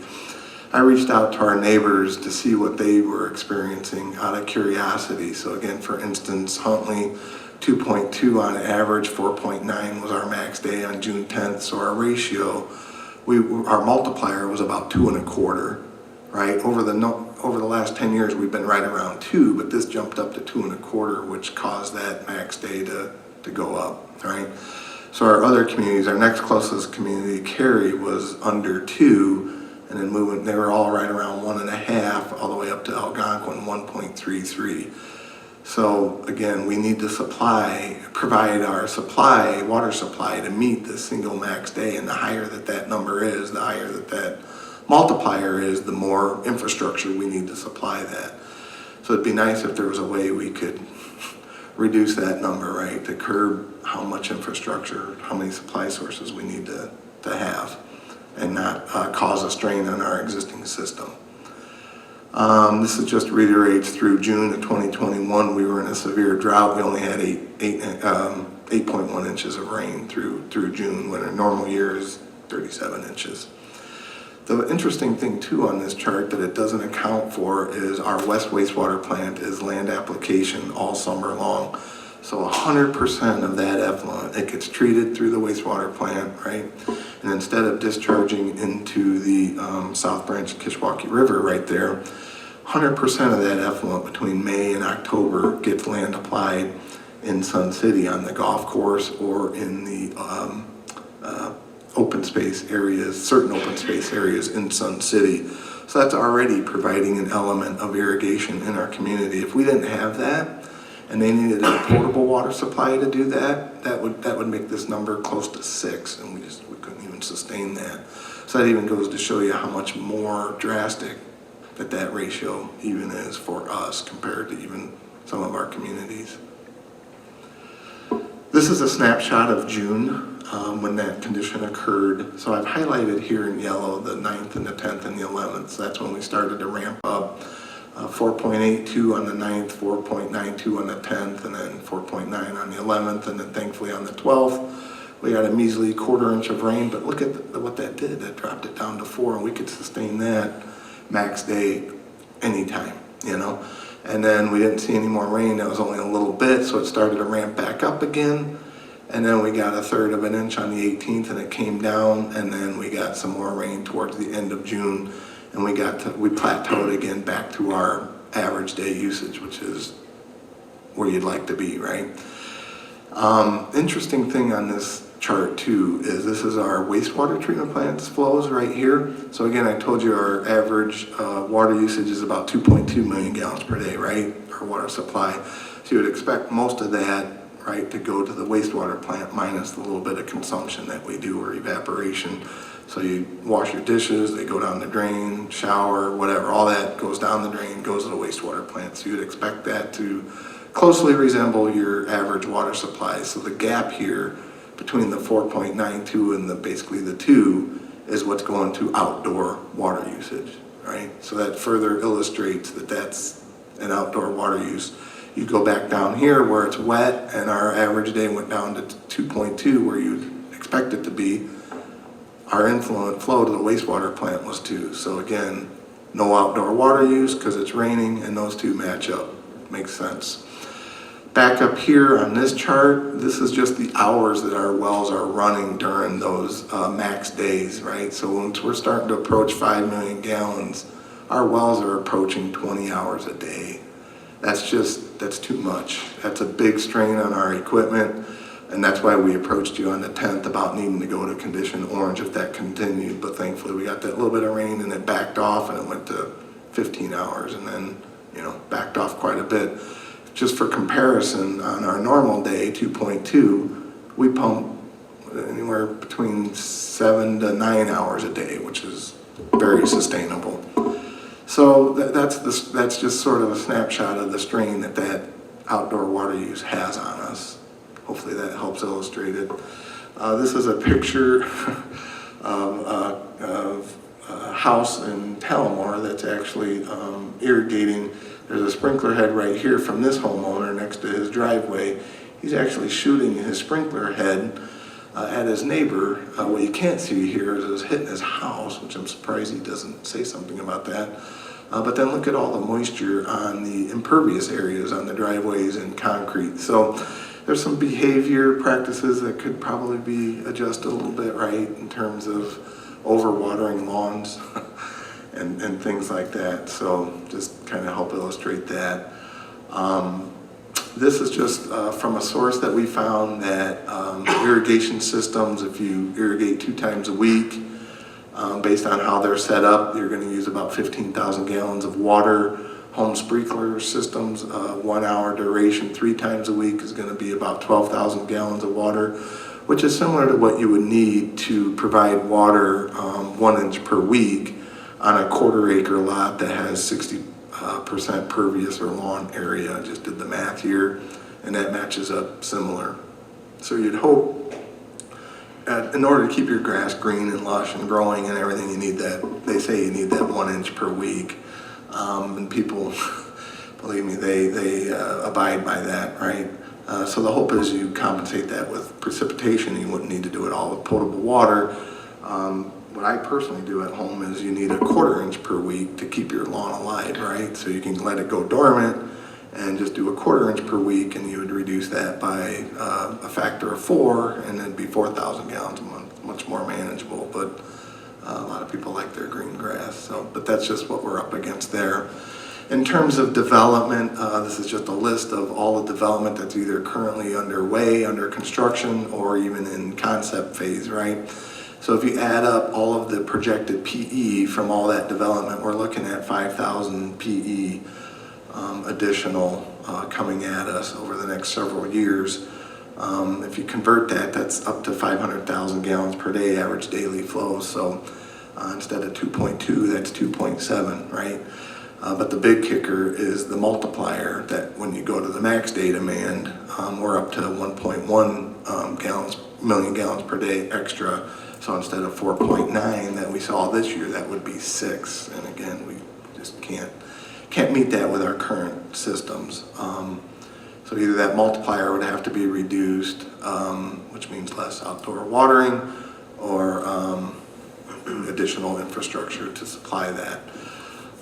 Looking at it graphically, these are, again, are our wells that I showed you on that first slide, 7 through 11. I tagged the water quality associated with these wells because that's important. As I mentioned, well number 9 had the highest amount of radium, right, approaching 25. Anything over 25, we really can't treat with our current treatment system. It requires much more expensive treatment. And then the barium as well. You really don't want to be over 7, maybe 8 on the barium, and then you'd have to go to a different treatment process there. So take a look at 7 and 9. Those are very elevated radium and barium concentrations, and as you trend sort of north and east, I mean, well 10 is somewhat high in radium still, but very manageable, but the barium gets less, right? Same thing with well number 8, radium and barium is less, and then well number 11, less radium and barium there too.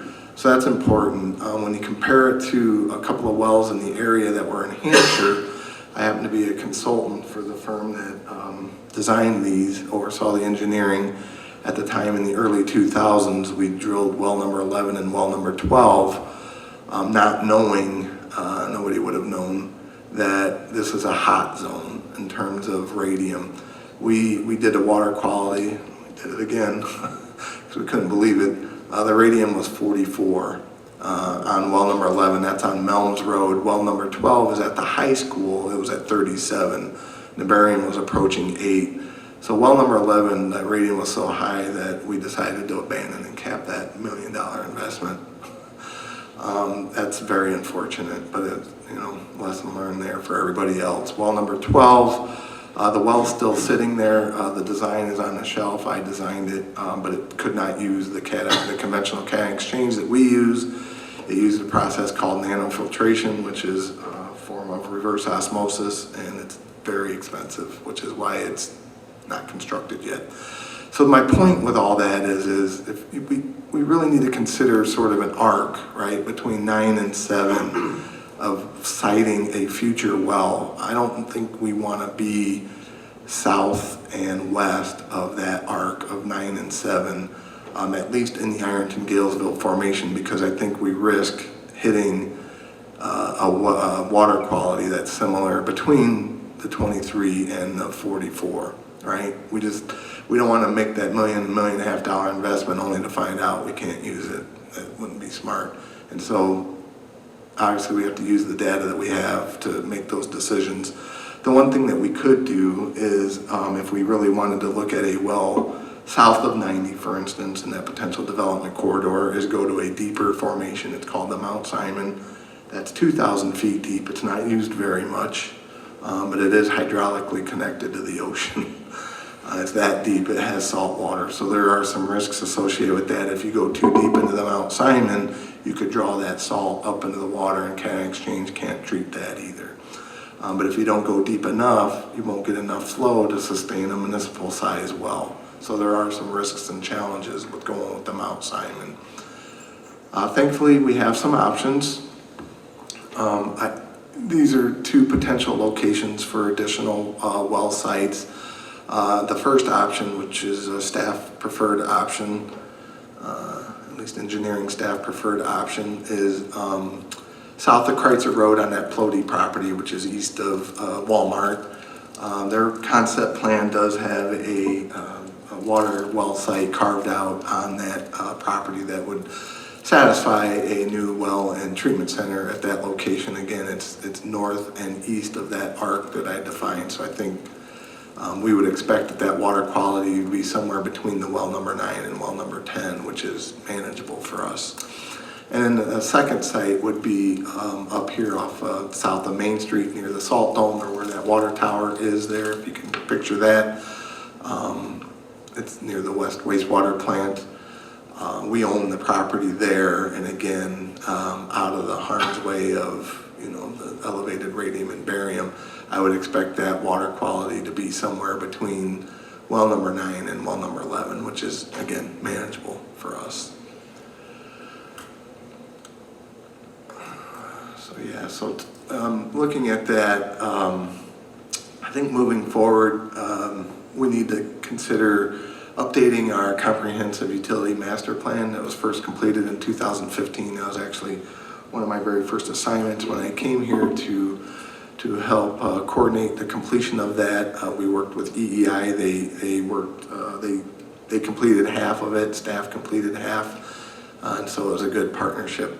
It's looking at time to update that. We're looking at a focus on that southern service area. I think we need to find out the cost-effective approach of servicing that. Should we consider going to the Mount Simon aquifer down there to supply water, or is there too much risk with that? And are we better served by doing crossing under 90 with one or more additional locations to loop the water main that's existing near Damer Drive down in that area?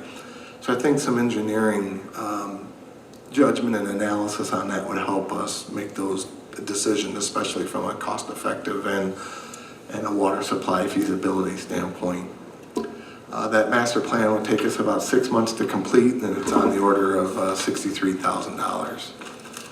The new well and water treatment plant, again, I think no matter what, we're looking at they're needing a new well. Even if we were to curb that maximum day usage a little bit, we're there, number of developments on the table, and it's tough to change water behaviors too, right? Outdoor water usage behaviors, so I'd expect that to continue. We can't forecast weather trends, right? We could be in future droughts in future years, so looking at a new well and treatment plant. So that would take, between design and construction, about 12 months to complete that. The design engineering would be a little over $33,000, and it's $1 million to $1.5 million just to construct that well. And there's a limited number of contractors that can do that. The water treatment plant design would be about 16 months, obviously more sophisticated design. Permitting through IPA takes quite a bit longer on something like that too. Construction's 15 months, so all in, If we were to drill the well and then wait to get the water quality from drilling the well and then design the water treatment plant based on that water quality, it would take 3.5 years. What we could do, and that gets us through, peak water use 25, right? So we have several more summers that we'd have to face till that point. We could save a year if we start the water treatment plant design at the same time as the well design with the assumed water quality similar to well number 9, right? So that would require the hydrogen sulfide, the additional $500,000 worth of capital improvements to do that, but it would move us up a year and out of that additional year of peak water use without that additional supply center. The engineering for that design is $355,000, and construction pretty volatile right now, so it's upward to $7 million. Hopefully we see a rebound of some of the elevated construction costs and things stabilize, but can't count on that, right? So you've seen this chart before. This is the last slide. It's just a snapshot of the water and sewer rates where we compare to our neighbors, right? We're currently, our total all-in water and sewer rate is at $8.52. We're quite a bit lower than our neighbors going all the way up to Algonquin, which is over $13 a thousand gallons. It seems reasonable to think that the low water and sewer rate could be subsidizing the high outdoor water usage, right? So there's no penalty for folks to water outdoors and maybe even overwater outdoors like you saw in that one picture. If the rates were higher, maybe a tiered rate, say 15,000 gallons, the cutoff for 1 inch of water per week that you would need to water your outdoors. And after 15,000, I'm just using an arbitrary number, but if a tiered approach, if you use 15,000 gallons and made the rate higher after that, significantly higher, maybe double, maybe more, people might adjust their habits, right, and lower that outdoor water usage to more reasonable levels. I think the old school thought of that was, well, let's just let them water. We bill them for it anyway, but as you're seeing, it requires infrastructure to do that, and that's an $8 million plus investment to allow that to continue. So just some ideas on that. I did take a look at the accounts that we billed from April, May, and June during that time period. There were almost 250 accounts that billed greater than 20,000 gallons for 1 month usage during that time period. Granted, many of those were commercial, not all were residential, but some were residential. It was pretty shocking to go through that. That accounted for almost 700,000 gallons over what a normal monthly water usage of a single family home would use of 7,000 gallons per month. So take that 4.9 million gallons max day, take out 700,000 gallons out of that, we'd be at 4.2. We could sustain that, pretty readily. So I just thought that was kind of an interesting snapshot. That concludes my presentation. I thank you very much all for taking the time to listen. I think it's important we all understand what we're faced with, and this may come forward again in a future year in terms of needing to change the conservation status to orange, and now hopefully you have a better idea of why that is. I'd be happy to take any questions.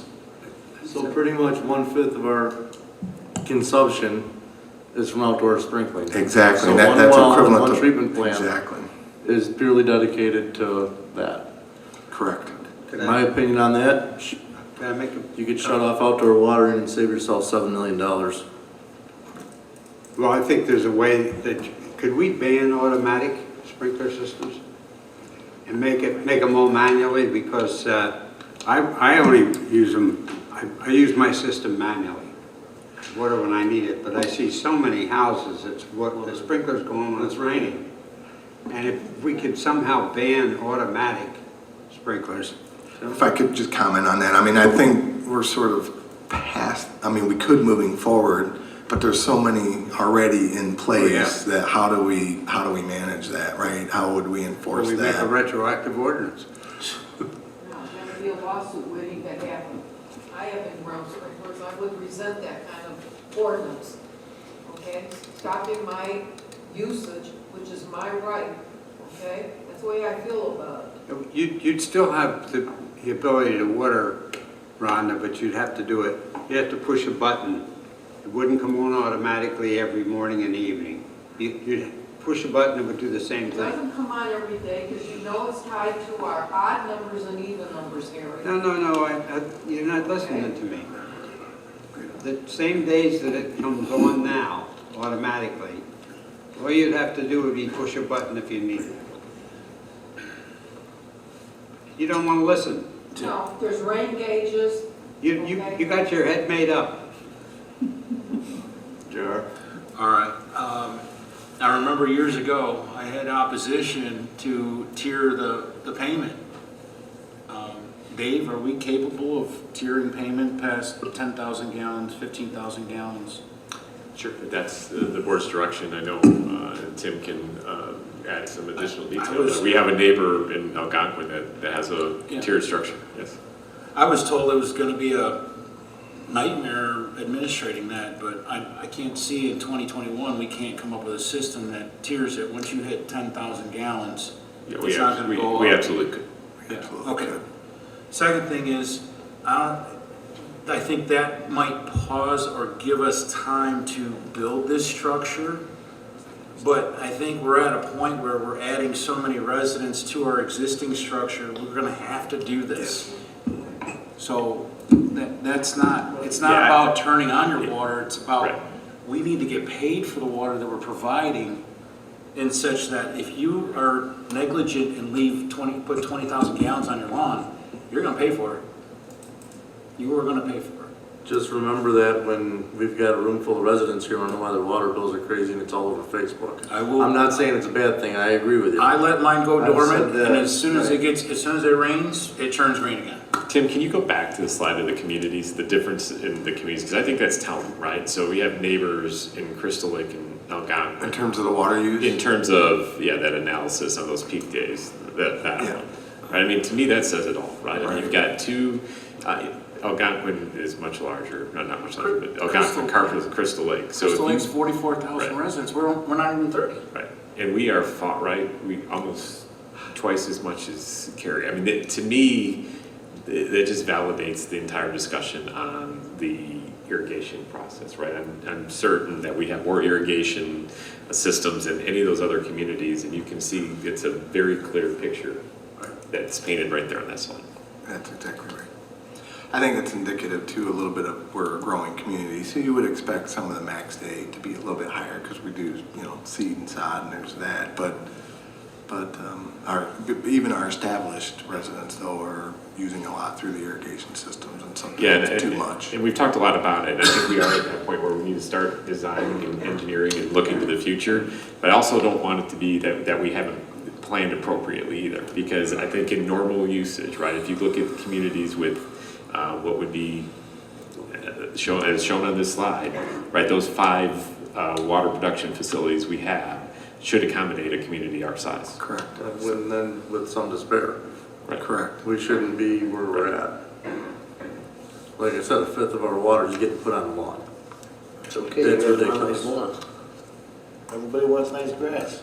Then you gotta cut it. Everything's dead. Then you gotta cut it. I think I don't think that's it at all. I don't think we're looking to kill grass. I think it's an $8 million expenditure. Is there a way to just bring additional attention? We need to probably get better at communicating to our residents, here's a reason why we don't want to just let these things run. So I think we've looked at it internally from our standpoint. Can we do a better job of educating our residents? To your point, right? I mean, we certainly want the community to look good, absolutely. But is there a way that we could, convey that a little better? And we need to look ourselves in the mirror there a little bit as well.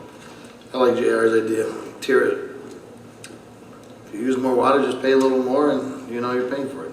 And I think what you'll see in this upcoming survey as we get the citizen resident survey results out, and the mayor just alluded to it, right? I mean, there are multiple comments about the changes that we made back in 2018, right, to the irrigation. We increased the cost of those irrigation, the dollars that we collect on irrigation systems, and we already have residents that are unhappy with that, but the reality is it's likely not paying, it's not paying for itself. One other thing I could add to that too is, you know, after that June 10th event, we did have rain, but in July and August, that drought condition continued, right? And we didn't see the water usage like we did in June. I think people got their bills in June and backed off. So I think that's further evidence that a tiered rate would help. I mean, when we were looking at that, there were bills in the thousands of dollars. Residential bills in the $7,000, $6,000, $7,000, $8,000. On a quarter acre lot. On a quarter acre lot. Insane. So I think they got those bills and obviously wisened up and turned it back, because we're not seeing that sort of water usage like right now. We're in the 3 million gallon a day range. What do you got, Kurt? Yeah, I mean, looking at it, I agree. I think some sort of tier makes sense, but looking at those numbers, I mean, we just want an award for the waste treatment plant, right? Shouldn't we charge a little more for what we're doing? I mean, I feel like the amount of time and effort and the equipment that we're servicing, are we underpricing? I know we want to give the residents a good product, and, you know, we want to cover the cost of it, but there's also a cost of continuing to grow it. So are we well underpriced on that? I think if you look at our benchmark compared to the other communities, we're on the low end of that, and other communities use us as a gauge on the lower end of their models. I've been told that several times, so I would say that we are. That there's enough evidence to support that we're low on our water and sewer rate structure. Yeah, and I don't think it needs to be sticker shock, but the fact that we are that low, there's room to kind of blanket increase if we don't want to go that tiered rate. I think there's options to make sure we're having revenue to continue to grow with the community. Do some of both. I think you'd have the least amount of backsass if you did a tiered rate. You had no argument. You use the water, you have to pay it. Right. Everybody's going to be at a certain level. You use more than that, you pay more. Is there any way, Tim, that you could segregate King County's usage up in Huntley from McHenry's? I'm doing a lot of thinking about that. It just dawned on me that I just looked at a bunch of towns in McHenry, and yet everything south of Walmart is King County, okay? And we can't neglect ferreting out that usage versus towns that are comparable to ours in the northern end of King. What does it matter the county line? It's all the village of Huntley. It doesn't matter the county line at that point. What? It's all the village. It doesn't matter what county you live in at that point. You're a resident of the Yeah, village but of I'm Huntley. making a point. He's using Lake of the Hills, Algonquin. Yeah. Those are all McHenry towns. Yeah, so if we want to skew if you wanted to skew the numbers, you just do McHenry County, we'd probably come out looking great.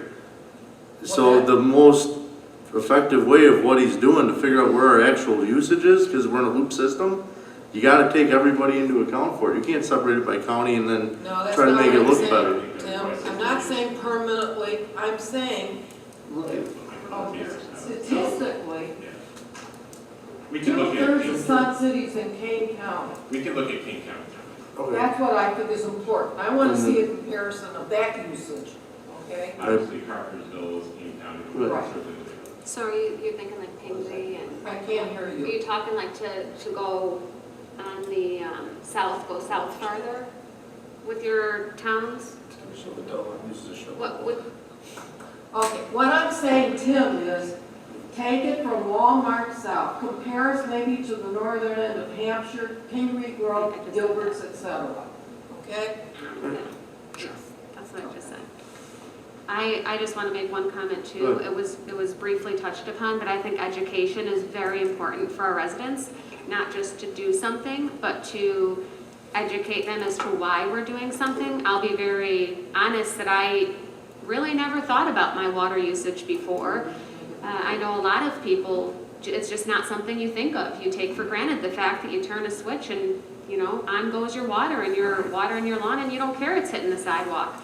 And I think that speaks for a lot of residents. So if we could get a little more education out there as to this is what's going on, this is why we're having to do this, and this is the route we're going to take, I don't think you're going to get nearly as much pushback if they can understand it. Certainly. I've been on that tour. It's a great tour. Yes, it is. It's a great tour. Yeah. Thank you. It will open your eyes as to what's going on. All right. Anything else on water? Seeing none, we're gonna move on to the village manager's report. Thank the Lord. How much water do you use? All right, village president's report, I got a couple things. McCog, the next September membership meeting is going to be at Al Fresco Alley on Spring Street in downtown Cary from 5:30 to 7 on September 22nd. If you want to go, let Rita know so she can RSVP for you. And on Saturday, we have the 9/11 ceremony at 9/11.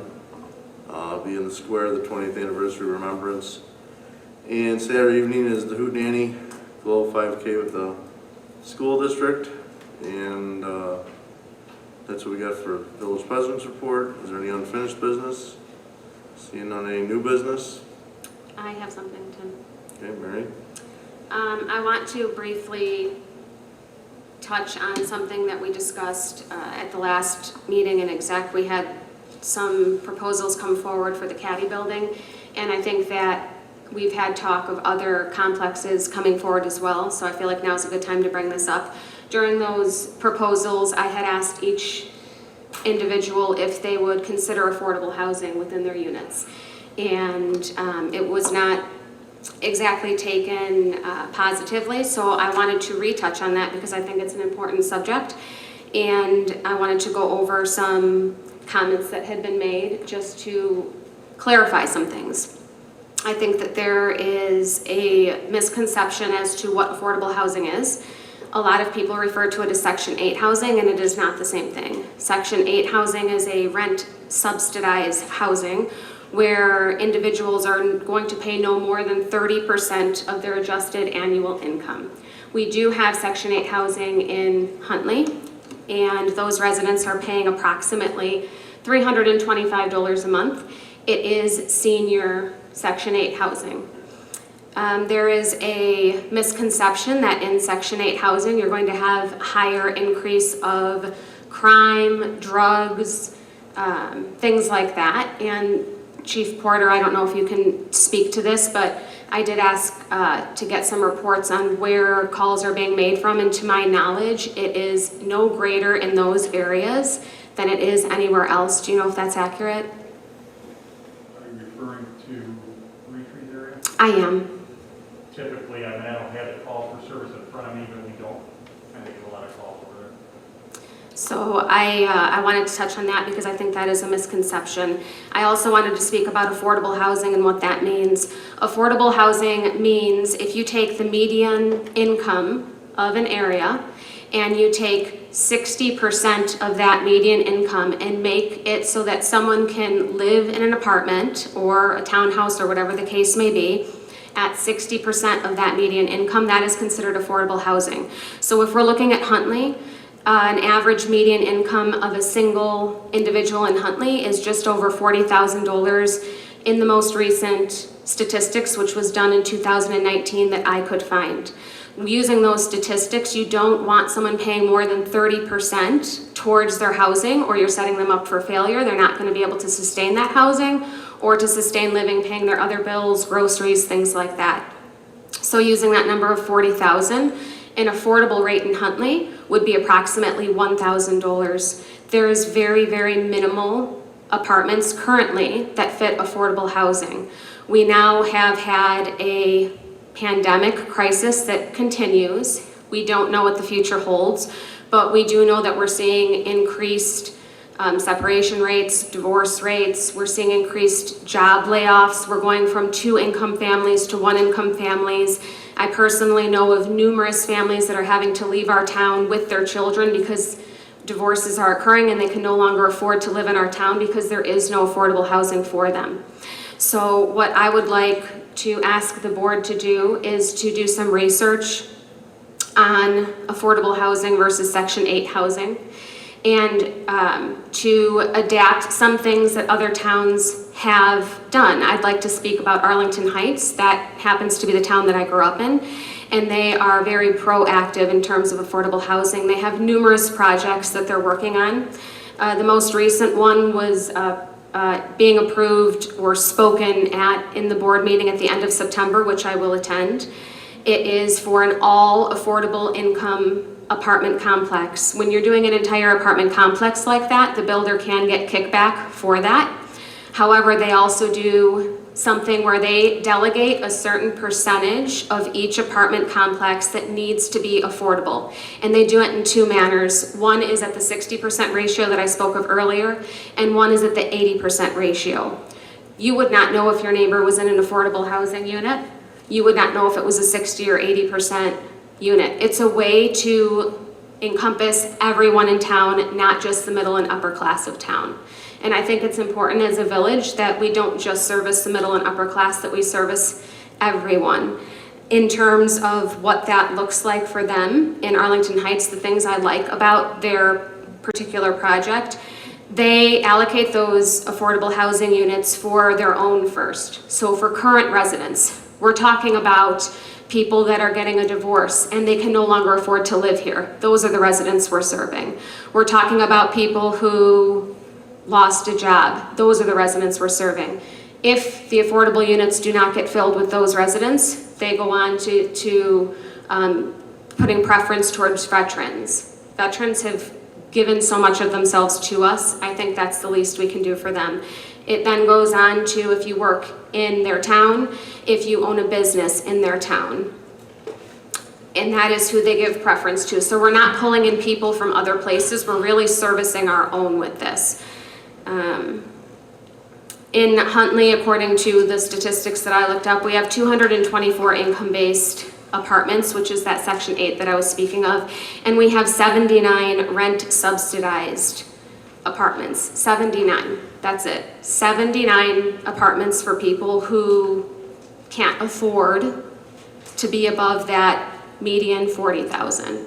I think we need to do better as a town, and so I'd like to request that everyone look into this and that we start to take a proactive approach to these new complexes that we know are being brought forward, and to potentially come up with something where a certain percentage of apartments are designated for affordable housing so that we can service all of our community, not just the middle and upper class.